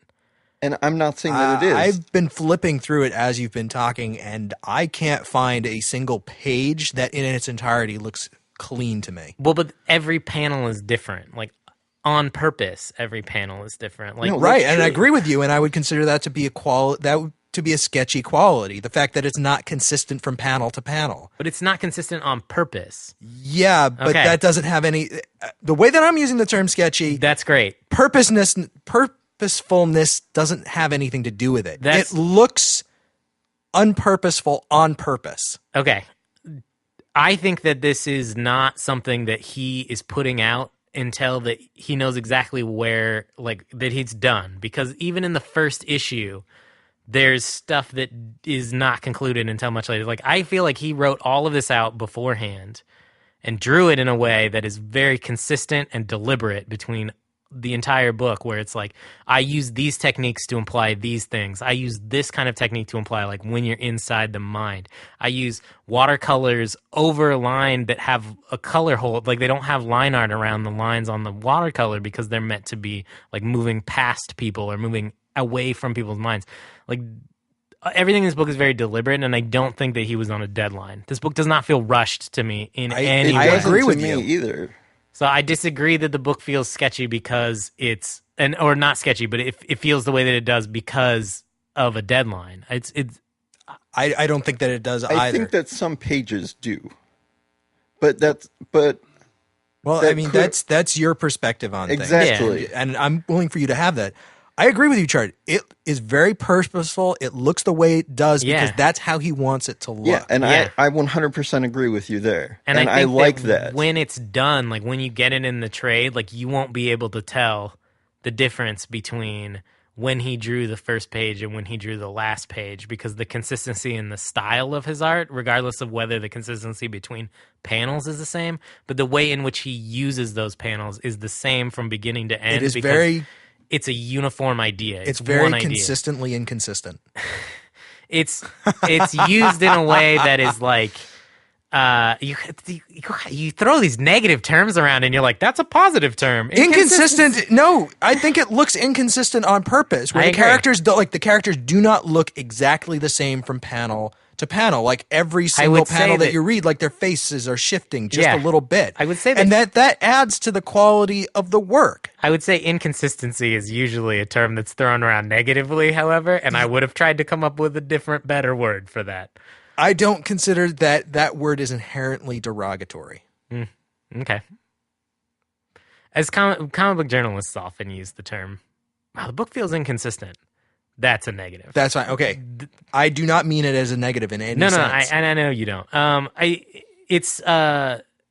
I wouldn't say that it's inconsistent so much that it is like varied.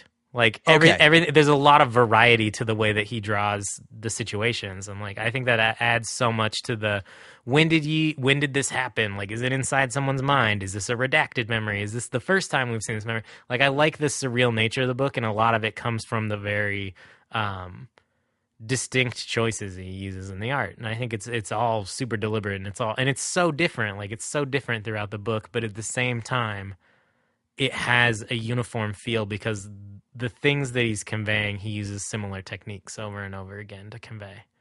Like the way he draws redactions or like people that are hidden to the mind's eye. Like I love the way that he does that kind of stuff. Yeah, I think that it was very artfully done. I feel like that's although you don't like the line art style in the book, the like masterfulness of storytelling is there. I guess that's what I was asking. Like right at the beginning of the episode is like, even though you didn't like the art. I think that he's an incredibly good artist. Yeah. I do not like just looking at a page. Right. I don't like the way that it looks. Like Yeah, it bothers me the line because art- I really like really clear, sharp lines, like very consistent characters from panel to panel. Like this is just the style that I prefer. And I think that that's cool that you have that's great. You have a preference, but to me, it's more about along the lines of like when you're watching a film and you see a certain cinematographer using a specific cinematography style. It's not about whether you like it or not. It's about why did they use that. It's about the choice, and that's just always use the same style. That's true. fair. And when you're talking about looking at something from a critic's perspective, like that's completely valid. But when I'm looking at it from the perspective of did I like this thing or not, that enters into it. And I've always said that's irrelevant on the show. Like, I don't care whether you like it or not. I feel like it does have its relevancy. Well, it doesn't, only because no one else can experience it in the way that you do. So if you go, I really liked this, and I read it, I don't see the same thing that you see, because there are plenty of books that Joe absolutely loves and will hand to you, and you hate because you can't experience them in the same way. So your liking With a my thing or sense of not childlike is wonder. absolutely irrelevant. It's not my enjoyment, and it will not be the same. It's not absolutely irrelevant. What is relevant is why did you like or not like something? Right, and more important is why did it work as a storytelling like why does this work as a story, or why does it not work? And I think that's different than did you like it or not. I agree that there's a difference there, but I don't think that one is more relevant than the other.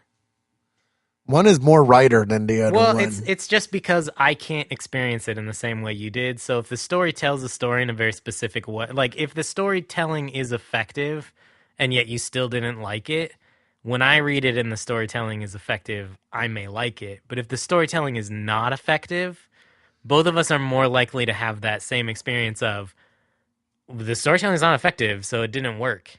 Like there's parts missing and they skipped stuff and they didn't tell you a thing that they should have told you and then told you later. Like if they're a bad storyteller, that much more negatively affects my experience of the book in the same way that you experience the book, as opposed to like, I didn't like the way he told the story and I may like that way he told the story. That's why I've always thought that critics are irrelevant. Well, because I think it's more about a lot of what we personal talk opinion. about on this show is irrelevant. Critics, I think, in our day and age are largely relegated to the role of this was stupid, this was bad. Right. And I agree with Toby that while I guess I can't speak to whether or not I feel I didn't like it was relevant, but why?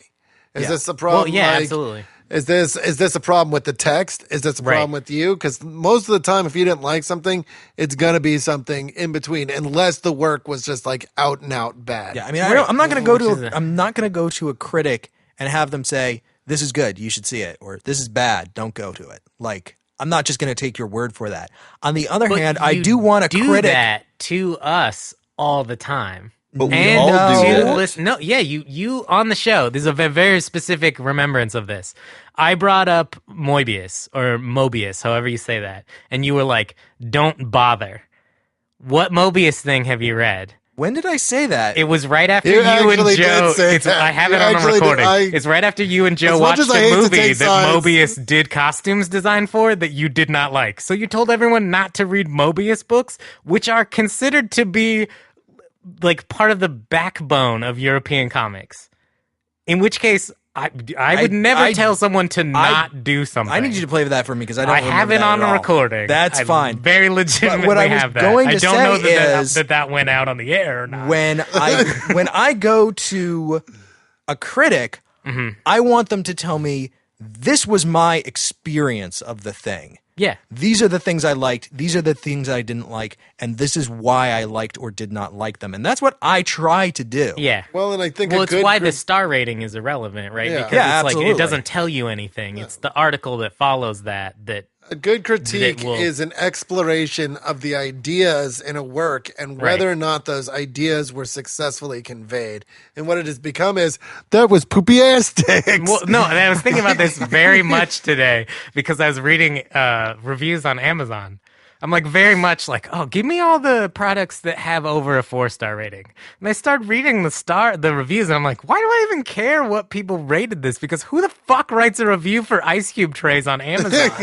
Like, what? This What ice cream kind tray of person literally does that? saved my life. Like, legitimately. It was supple and yet giving And I in just- all the well, right But ways. Yeah, there's one more point that I want Yeah. to make on this, which is that I believe that the audience's interpretation of a work is inextricable from the work itself. Like, I can't look at something and then say objectively, like, here are the qualities of it. And I because yeah. because the way that I interpreted that thing will always color my experience of it. That's fair. No, I agree that it will always color it. And I believe that a work isn't complete until it's been interpreted by the I audience. think I as also long as we agree. can get into, and I think you brought it up before, as long as you can stay with a work long enough to be like, it's one thing to be like, oh, I didn't like this, but I think Right. it's very important to stay with it and go, why? Right, and find out, like, even though it's not my personal choice to color these clouds purple, like, is it for me? Like, does that have meaning? Am I just missing something? Like, is this relevant? Yeah.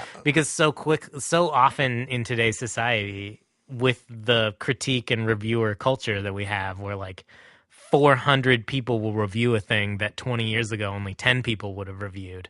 Like, it's so easy to get caught up in the idea that, like, we're all great at being critics. Yeah.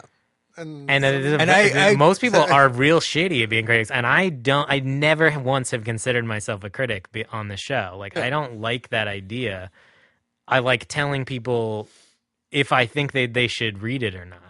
And I almost always will say, yeah. There's some stuff that I'll be like, What is it? I was watching one of our favorite YouTube people, the Game Grumps, and they were talking about the angry video game nerd and how you can find a bunch of people imitating him and how they think because they watch it and they're like, oh, this will be easy. But it's not fucking easy. well, because he'll play a they game. missed the point. Yeah, and he sits down and he writes a critique based on his, not just his experience, but like why that is important.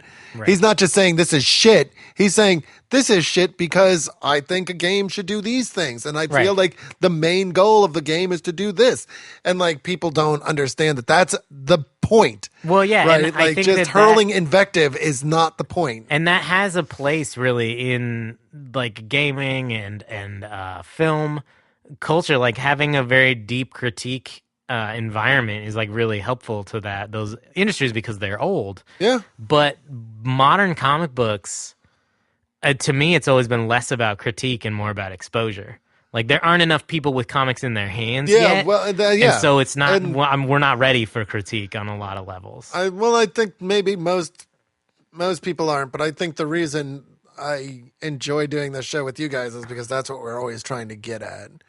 As we're trying to kind of lift up the skirt. It's a combination of both, of like putting books in people's hands and also being like, here's why it works. Yeah, exactly. And here's this what is, doesn't what work. we're referencing, and this is what we're looking at, and this is where this is coming from. Because, I mean, with all of us together, we comprise a pretty good amount of comic knowledge. I mean, Yeah. I think it's also significant that, this is a roundtable discussion. Yeah, I'm giving my opinion on something. Right. But you guys are giving your opinions too. And Yeah. in that discussion, we reveal certain truths about a work that the audience can listen to and go, well, I agree with this or I agree with that, and that, this is my perception of the book, and wow, that makes me think about this thing. It's why I'm really hesitant to do the show with less than 4 people. Yeah. Because I just don't feel like that's enough opinion. And it's why I fucking love when our listeners interact with us on our Facebook page and give us comments and let us know. I their never thoughts. read any of your comments. Good job. No, I love your comments. That's the great thing is like, even though we are in fact never wrong, you can feel free to tell us why you think we're wrong, and we'll feel more than it's not right or wrong. I hate saying this. That's why I like getting pitches from our listeners. Absolutely. Specifically because the way that I read something is colored by everything else I've ever read. And if you pitch me something that I've never read before, that's a new point of experience that I can bring to everything else that I read from that point on. Yeah, I try to say, I always try to disconnect myself from what I've read before, but it's impossible. Like, you're so colored by what you've read before that, like, every time you pick up a comic, you're going to judge it in, like, if you read a Fantastic Four issue, you have to know that you've read them before, and so that, this current run is not as good as a previous run because you've already read a previous run, right? But I do, it's so difficult, but that's what makes, being a comic fan cool is once you've read a million comics, the next comic you read is like very different than the first comic you read. We talked about this a lot on the ElfQuest episode for our long run. Like, I hadn't read that book in probably 10, 12 years, and I had a very different experience reading it now, having done this podcast for years and like read all the different things that I've read both on the show and in the 10 years preceding that since the last time I read ElfQuest. I had a very different experience with that book this time than the last time that I read it. And I feel like that's more and more the case. Like, with every new thing that I read, my experiences of things that I've already read changes. Well, and we talk about it with Planetary. We talk about it with Invincible. Reading more comics will only deepen your appreciation for the shit that Kirkman and Warren Ellis are trying to do in those books. Yeah, which absolutely. is examine the tropes that are common and kind of get, kind of break through them or subvert them. Like, it's what I think about this work. Like, in this work specifically, like, if you've read a lot of comics before you read Mind MGMT, like, you're going to look at it differently than if you've never read a comic before, because this is unlike so many other things in comics. Yeah. Even spy thrillers and, like, government conspiracy books. Yeah. Are very different from this. Well, normally. I don't know that I'd recommend this to somebody who was just starting in comics. No, I don't think I would. I mean, the same with the serious polyps. Like, I would be like, and Watchmen, I'd be like, wait. Like you need to wait and get into it a little bit, and then once you kind of have a better understanding of what you like and what you don't like, check this out. Well, it's not even a question to my mind so much of what you like or dislike. It's understanding the language of comic books and realizing that he is doing something that's very different. Oh, yeah, absolutely. There have been many textbooks written on how to read comics. Which is so bizarre.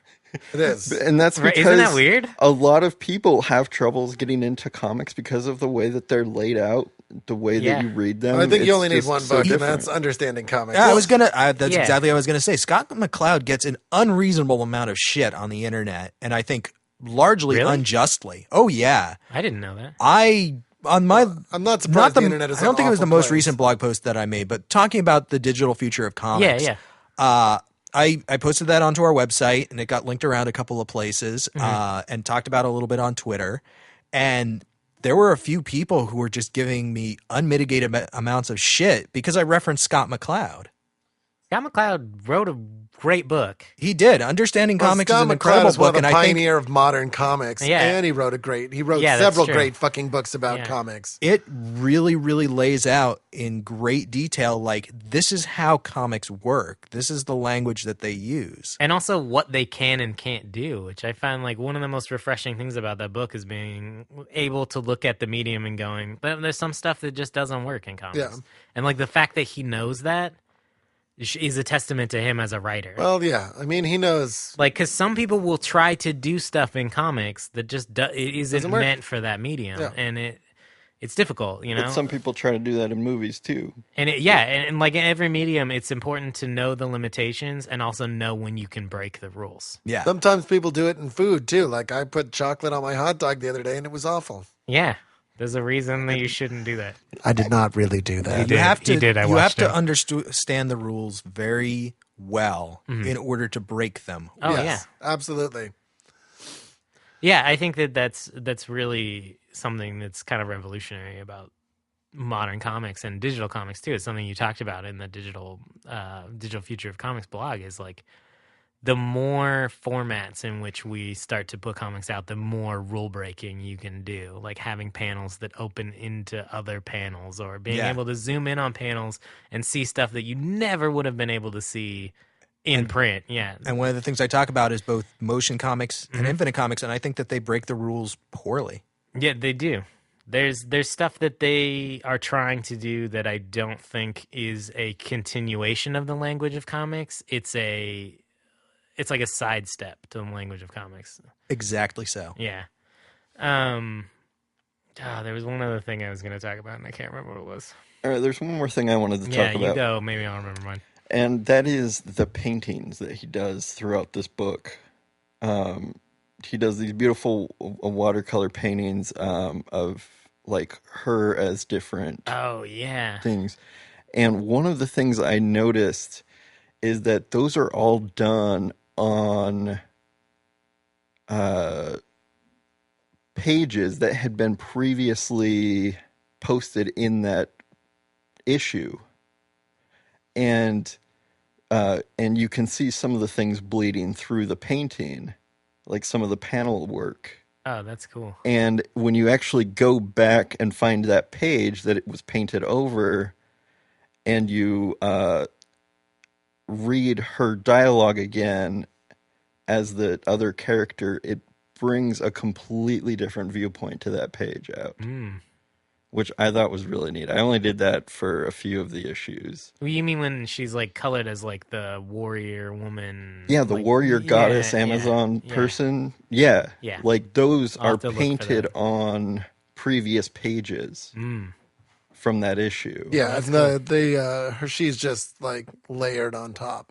That's cool. That's very cool. Yeah. And It's a really nice effect. Pay more attention to that. And once again, it's a connection between the fact that this book takes place on two different planes. There's what's happening, and then there's like the mental plane, which But plays there a very are a big part. lot of subtle things throughout this book yeah. that if you really try to dig into, you can figure things out that Yeah.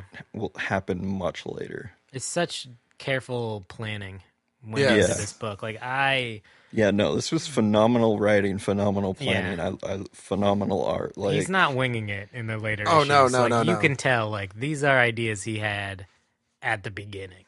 Like, Mm-hmm. when issue 1 came out, I feel like he knew exactly Oh where it was yeah, going. no. This is an exercise in having an idea and following through on that idea and not getting ahead of yourself and not getting outside of that idea, but just starting at square one and building around that. Yeah. And that's why it works so well, because that is another way. You know, there are so many ways that could have gone wrong if he had tried to get off that path, but he doesn't. He stays true to it. And it also allows him kind of leeway in like going back and revisiting past events and things Yeah. like that, because you know, you don't know if what you're seeing is the truth. You don't know what Right. you're seeing is how it's clouded.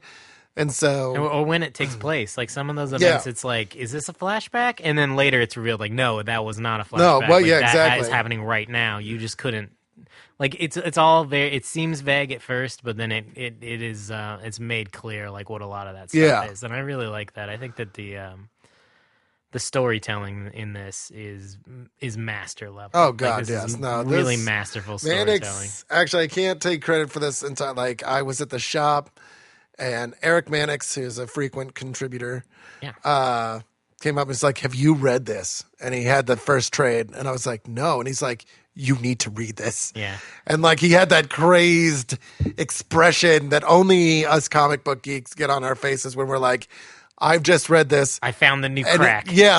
this floored me. I desperately need somebody else to read this. You see it on Game of Thrones fans a lot too, when they're like, "Did you see last week's episode? Yeah. Oh shit!" It's that water cooler talk. Is like, I want someone to decompress this Yes, information like, with. Like, I I want to need- bounce this off somebody. Yeah, and I was like, okay, I'll check it out because I respect Mannix. I think he's got good taste, Oh, he's got terrible taste.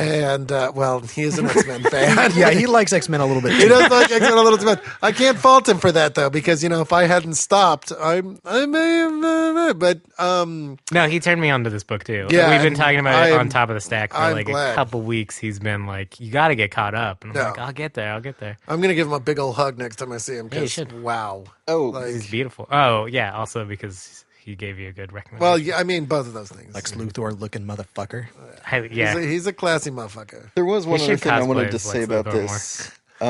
Because I read issues 1 through 18 instead of 0 through 17 like I was supposed to, I didn't like issue 18, but I know that as soon as I read the fourth trade in, 6-7 months when Yeah. it comes out, I know I'm going to like it. Yeah, I started reading it and then realized like it was past where we were supposed to read. So when I Yeah. read of it, I was like, "Oh, this is a cool beginning of a new idea." And then I was like, "Wait, it's the beginning of a new idea. I should stop reading this Yeah, because I want to yeah. read it in context." And also, I'm not sure when the 0 issue comes in the trades, but I read it after issue 6. It does come after 6. It's the And, last yeah, thing in the trade. I really liked it then. I would not recommend starting with the I 0 agree issue. completely with that. It's just nice to have a little bit of context for what mind management is before you read that 0 issue, because it gives it doesn't give anything away, but it's like talking about it like you should kind of know what it is a little bit already. And issue 1 is very much like, what's mind management? Yeah. What is that? And if you read the 0 issue, you'd be like, well, no, I kind of know what it is. I read a little bit already.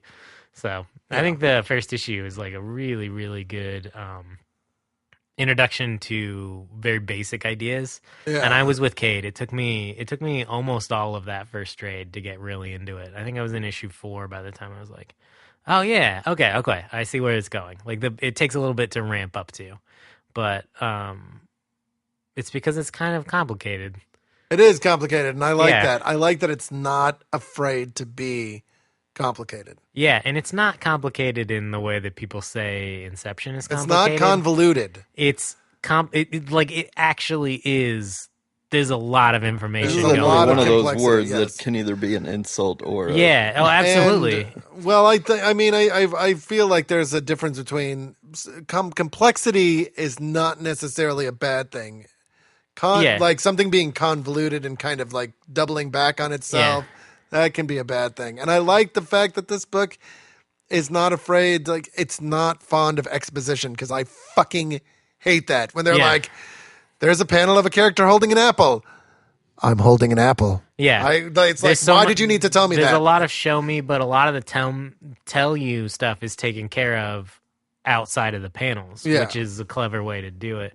I do like that it is not complexity for complexity's sake. It Absolutely. doesn't feel like the lost school of writing where it's like every time you close the door, Why you're was there a opening- polar bear there? You're opening like 2 new, completely unrelated doors. Like Yeah. everything feels like it's complicated, but like if you stick with it, you'll get it. It's like that Avril Lavigne song. Yeah, I don't know that ever. Sing a little bit for me, Toby. I could not tell you a single lyric. Toby but it's walked home that complicated. night, and it was cold and raining, and he regretted the Avril Lavigne reference for his 20-minute walk. Shout out to Canada. What's up, Canada? What up, what up, what up? Canadians like Avril Lavigne still, right? What's well, up, she is A? Canadian, isn't she? Yeah, I think so. I don't know. She Well, just did that I Hello know. Kitty video, and now everybody hates her. guts. Probably not, because Oh, she the married Chad. cultural appropriation video that everyone. Yeah, sure. That's the headline is like. That's all. I've seen. literally said I everything I refuse know to about watch Avril it, so I Lavigne. don't know why everybody hates it. I She had I mean, a song called "Complicated" but and one people about were Hello like- Kitty. I hate the Avril Lavigne video, and I was like, I hated it after you said Avril Lavigne. You didn't need to Yeah. say anything else there, because like, But Joe, he was a skater boy. She said, "See you later, boy." He wasn't good enough for her. I see. I've already on edge from the huge argument we just had twice about the definition of the word sketchy. I will beat you fucking people to death with my mic stand. I will beat you to death, and then I will go to jail. Perhaps we should move on to recommendations. That song was probably about Rob Dyrdek. Trivia. He rides a Rob Dyrdek rides a kickflipped bike. a Chevy Sonic. That No, was what? awesome. Doesn't he? They were.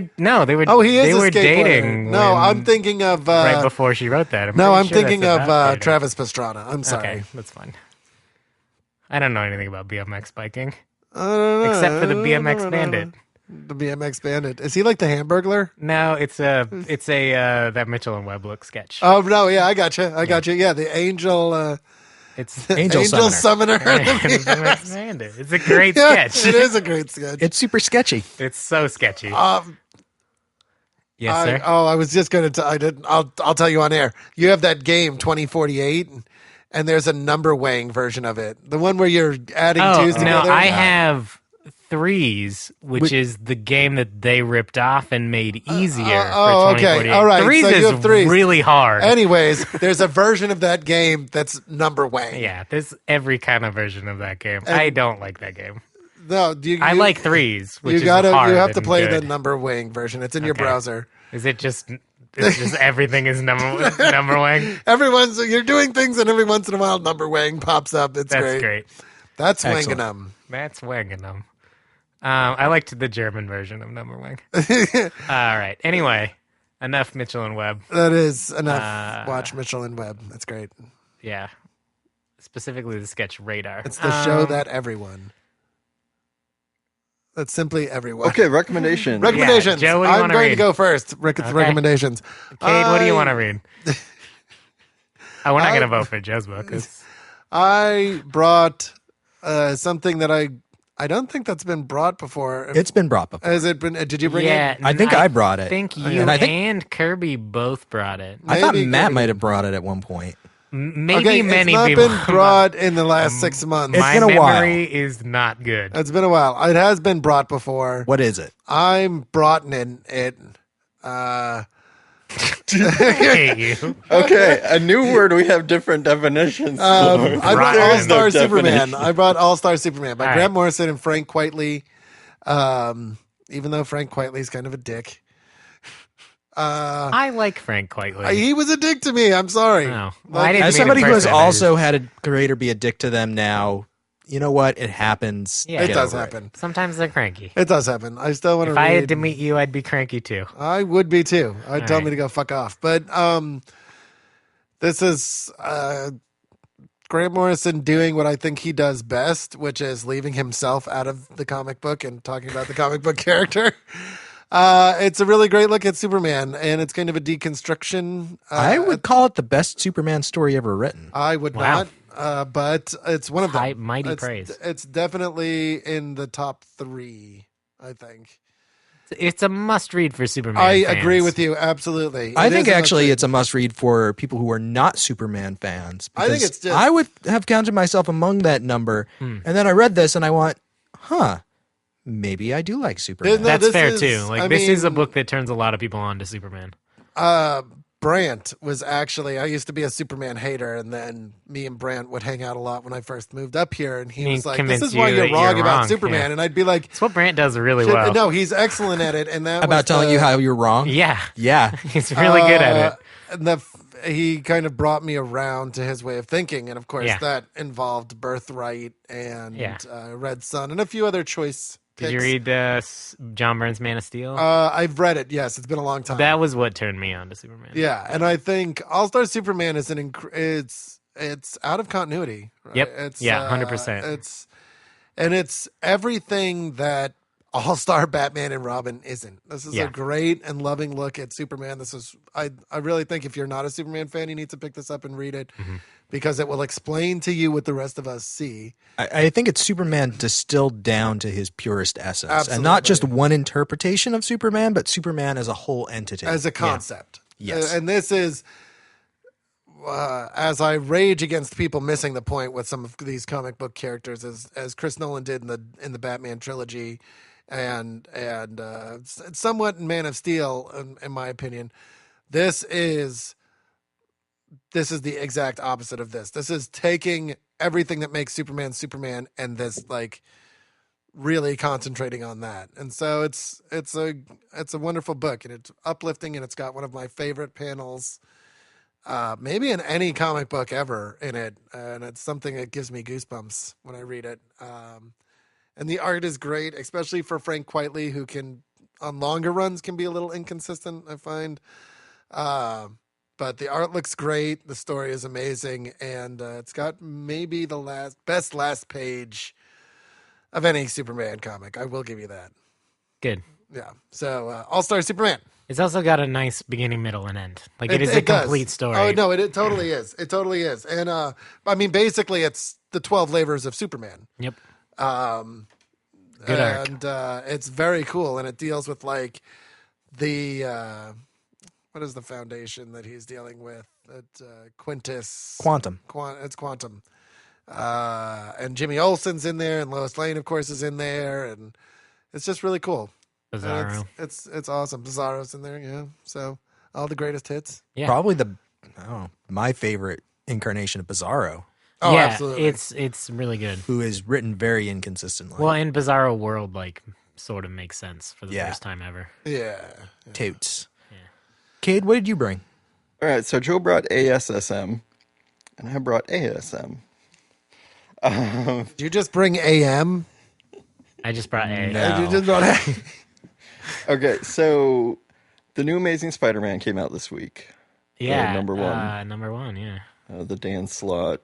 Yeah, to hear us Whatnot. rip into that one, go check out Top of the Stack from this week. Not a fan? You can listen to my review on there. I didn't hate it. Okay. It has problems. Also, I had misgivings. New Spider-Man movie came out.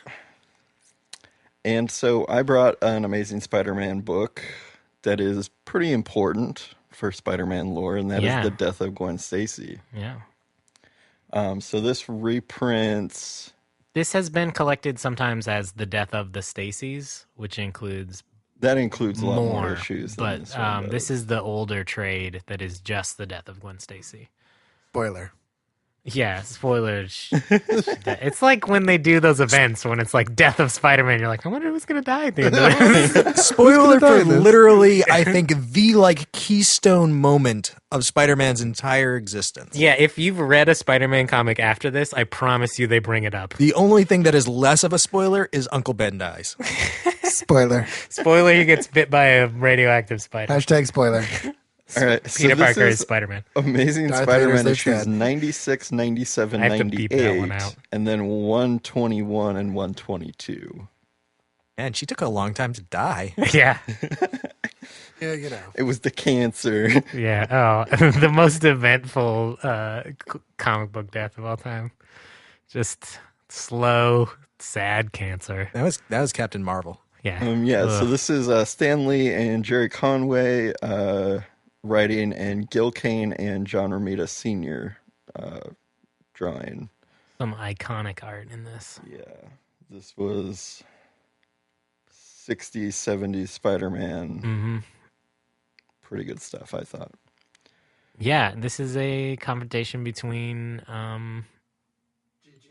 the Green Goblin and Green Spider-Man. Goblin. And this is probably Among the other, most there's some other iconic- stuff going on in the book too, but This is probably. Aunt May's hip hurts. yeah. Gotta get I her was going to some say salve. before He that when you probably- talk about he probably had to go Spider-Man get her characters that groceries have at taken the some point. longest to die, that honor still goes to Aunt May. Who's Somehow immortal she's now. yeah, she will be. What is the thing you 'cause she's a posted? fucking It's cyborg. Franklin At the Richards. end of the universe, Yeah. there will be 3 beings left in existence: Galactus, Okay, Franklin Richards, and Aunt May. And I would yeah. read that book. I just feel like that would be great. I feel like Hulk's got to be out there somewhere. Hulk is Just Hulk's just like on an randomly asteroid said- somewhere. Galactus So is like, angry. I'm He's hungry. just I should real eat that mad. planet. I'm not going to go there. No, Why Hulk's- not? Hulk's Oh, there. Well, no, I mean, we're Hulk's talking about the heat death of the universe. Yeah, yeah. 5 trillion years. All the suns have gone out. There are no Yeah. planets. There's no atoms left. Yeah, Everything is even that gone. old Thor at the end of time is dead. Yeah. It's just Aunt May. Just Aunt May It's hanging just out with standing there Franklin and Richards nothing. and Galactus. Yep. Playing Mahjong. I swear to God, there has to have been a what if Aunt May was a Herald of Galactus issue. There actually was. I thought I knew. Yeah, there had to that have really been. happened. I want you to know that is a real thing. And I don't even know I'm that gonna it's go a home what and, if. end Like, my life. I think that actually might have been like in continuity for a while. No, I think that has to have been a what if. I The universe would not make sense if that was not a what if. Anyway, Kate, Right is there after anything else Fire that you Lord, wanted it to was say about the Nightmare. death of Gwen Stacy? Uh, We've been recording way too long. Yep. No, it just no. It was like new Amazing Spider-Man came out, new movie came out. They reference it pretty heavily in the new issue, so this is not a bad one to go back and read. And if you read Spider-Man Blue when I recommended that, this is the book that it's referencing. So, Totally. Bleh. yeah. Oh, if you're yeah, in France. and this one also has an additional Spider-Man. I like issue them, that I man. think Bleh. was made just for this. What is it? There was an extra issue in the back called The Kiss by Okay. John Mark de Matea and John Romita Sr. All right. But I think it was created just for this book. Cool. Awesome. Yeah, the edition that Kate has is probably very difficult to track down. But it is the trade just called The Death of Gwen Stacy. Spoilers. I'm done with all of you. I'm done with him too. Tell me, what would you like to recommend? So I brought a Warren Ellis book this week. I brought Ocean by Warren Ellis with art by Chris Sprouse and Carl Story. This is a 6-issue limited series that came out, I want to say back in like 2006. And it's set 100 years in the future.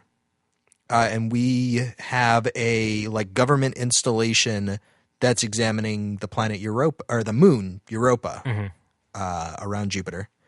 And they tunnel down under the ice and they find things that are alive, incredibly ancient things, billions of years old. And those things are still alive.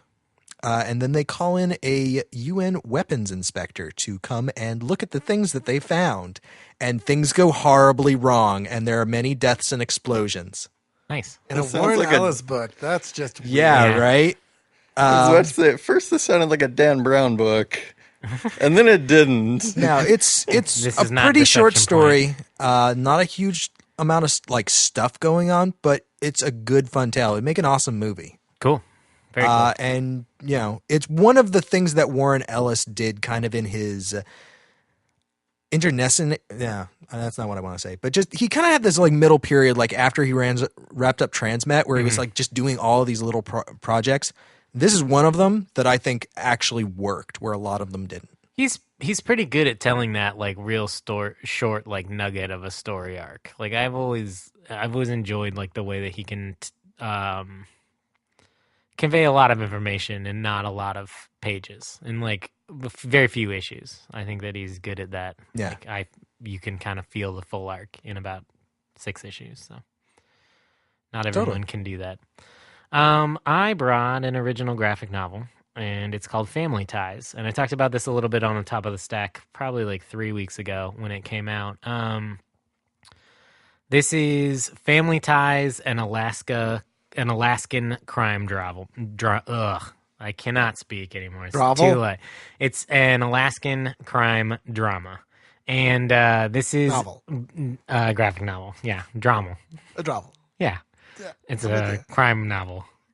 Crime Dravel. Dravel. I'm so sick of you. This basically is there's these Chicago gangsters, and they decide that the heat is on them too heavily in Chicago, so they need to relocate. They choose to relocate the family to Alaska Cold. because it's cold. The heat won't be on. Now, so to avoid the police and the feds and all that, they relocate the mob family. And this specific mobster, the head of the family, has 3 kids. He has 2 daughters and a son. And it's getting to be that point in his life where he's ready to kind of pass on the crime legacy. And his daughters are more than willing to, take over the family. They're very power hungry and they're very aggressive characters. And his son wants nothing to do with crime. He's a nurse. He's worried about his dad's health. His dad's not taking his pills. He's kind of getting dementia. He's sort of starting to lose it a bit.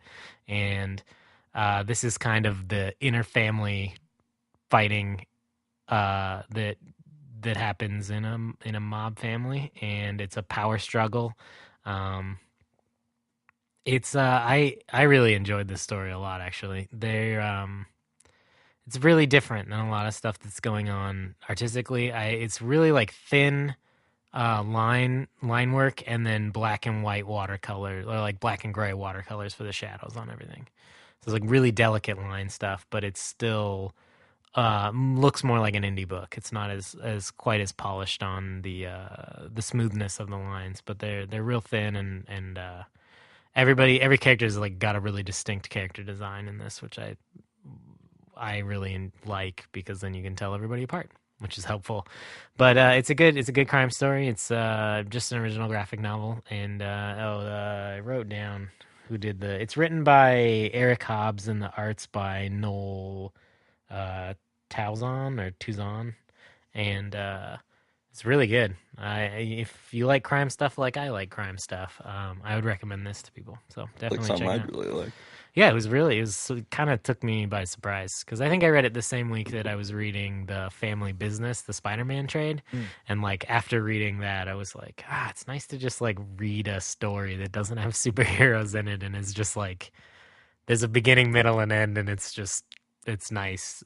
It felt really cinematic. Like I could see this as a movie really easily.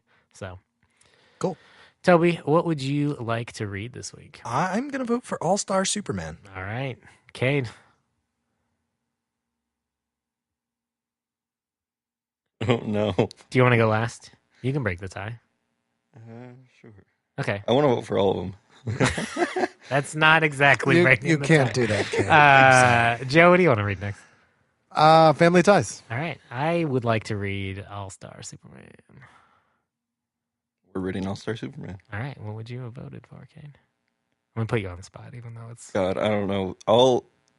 I've read All-Star Superman before, Yeah. and I know it's good, but both Ocean and Family Ties sound right up my alley. Yeah. So Well, that's a really hard choice. Yeah. The cool thing about doing All-Star Superman is we'll get Kirby, because Kirby I loves this book. told her she's not allowed on the show anymore. No, you didn't. Yeah, I was she was like very standing there. rude She was very rude. last time. She Doesn't want to actually, be passive aggressive or anything. knocked over a but couple mics and then punched someone. She punched me. It was And bad. one of our sound engineers, she punched them. The Yeah. crew of 20 She people. like that kicked work a on the hobo. show. She went Yeah. outside and kicked a hobo. Somebody dropped a light in the middle of one of her takes, and she was- just it was was awful. yelling at them. It was. It went I didn't know she viral was on from her. Britain either. It was Yeah. really weird. Anyway, so yeah, she won't be on the show anymore. So I'd probably say Ocean, but Cool. Excellent. All right, so we are reading All-Star Superman. All-Star It's about Superman. time. Yeah. that we got to that one. So I'm It's excited. been a while. I haven't read it in a while, so I'm kind of excited. No, I am too. I haven't read it in a Yeah. while. So And it came out in 2 trades originally. It's only Right. 12 issues, and I think that they've done They've like collected it in yeah. a one issue. in a 1-book volume. yeah, there's a big absolute of it too. I'm pretty sure. Yeah, So, there is, Yeah, which is nice. very cool. So yeah, we're reading that next time. Thanks for listening, everybody. We And love you. We will catch you next time. Bye. Bye. Bye.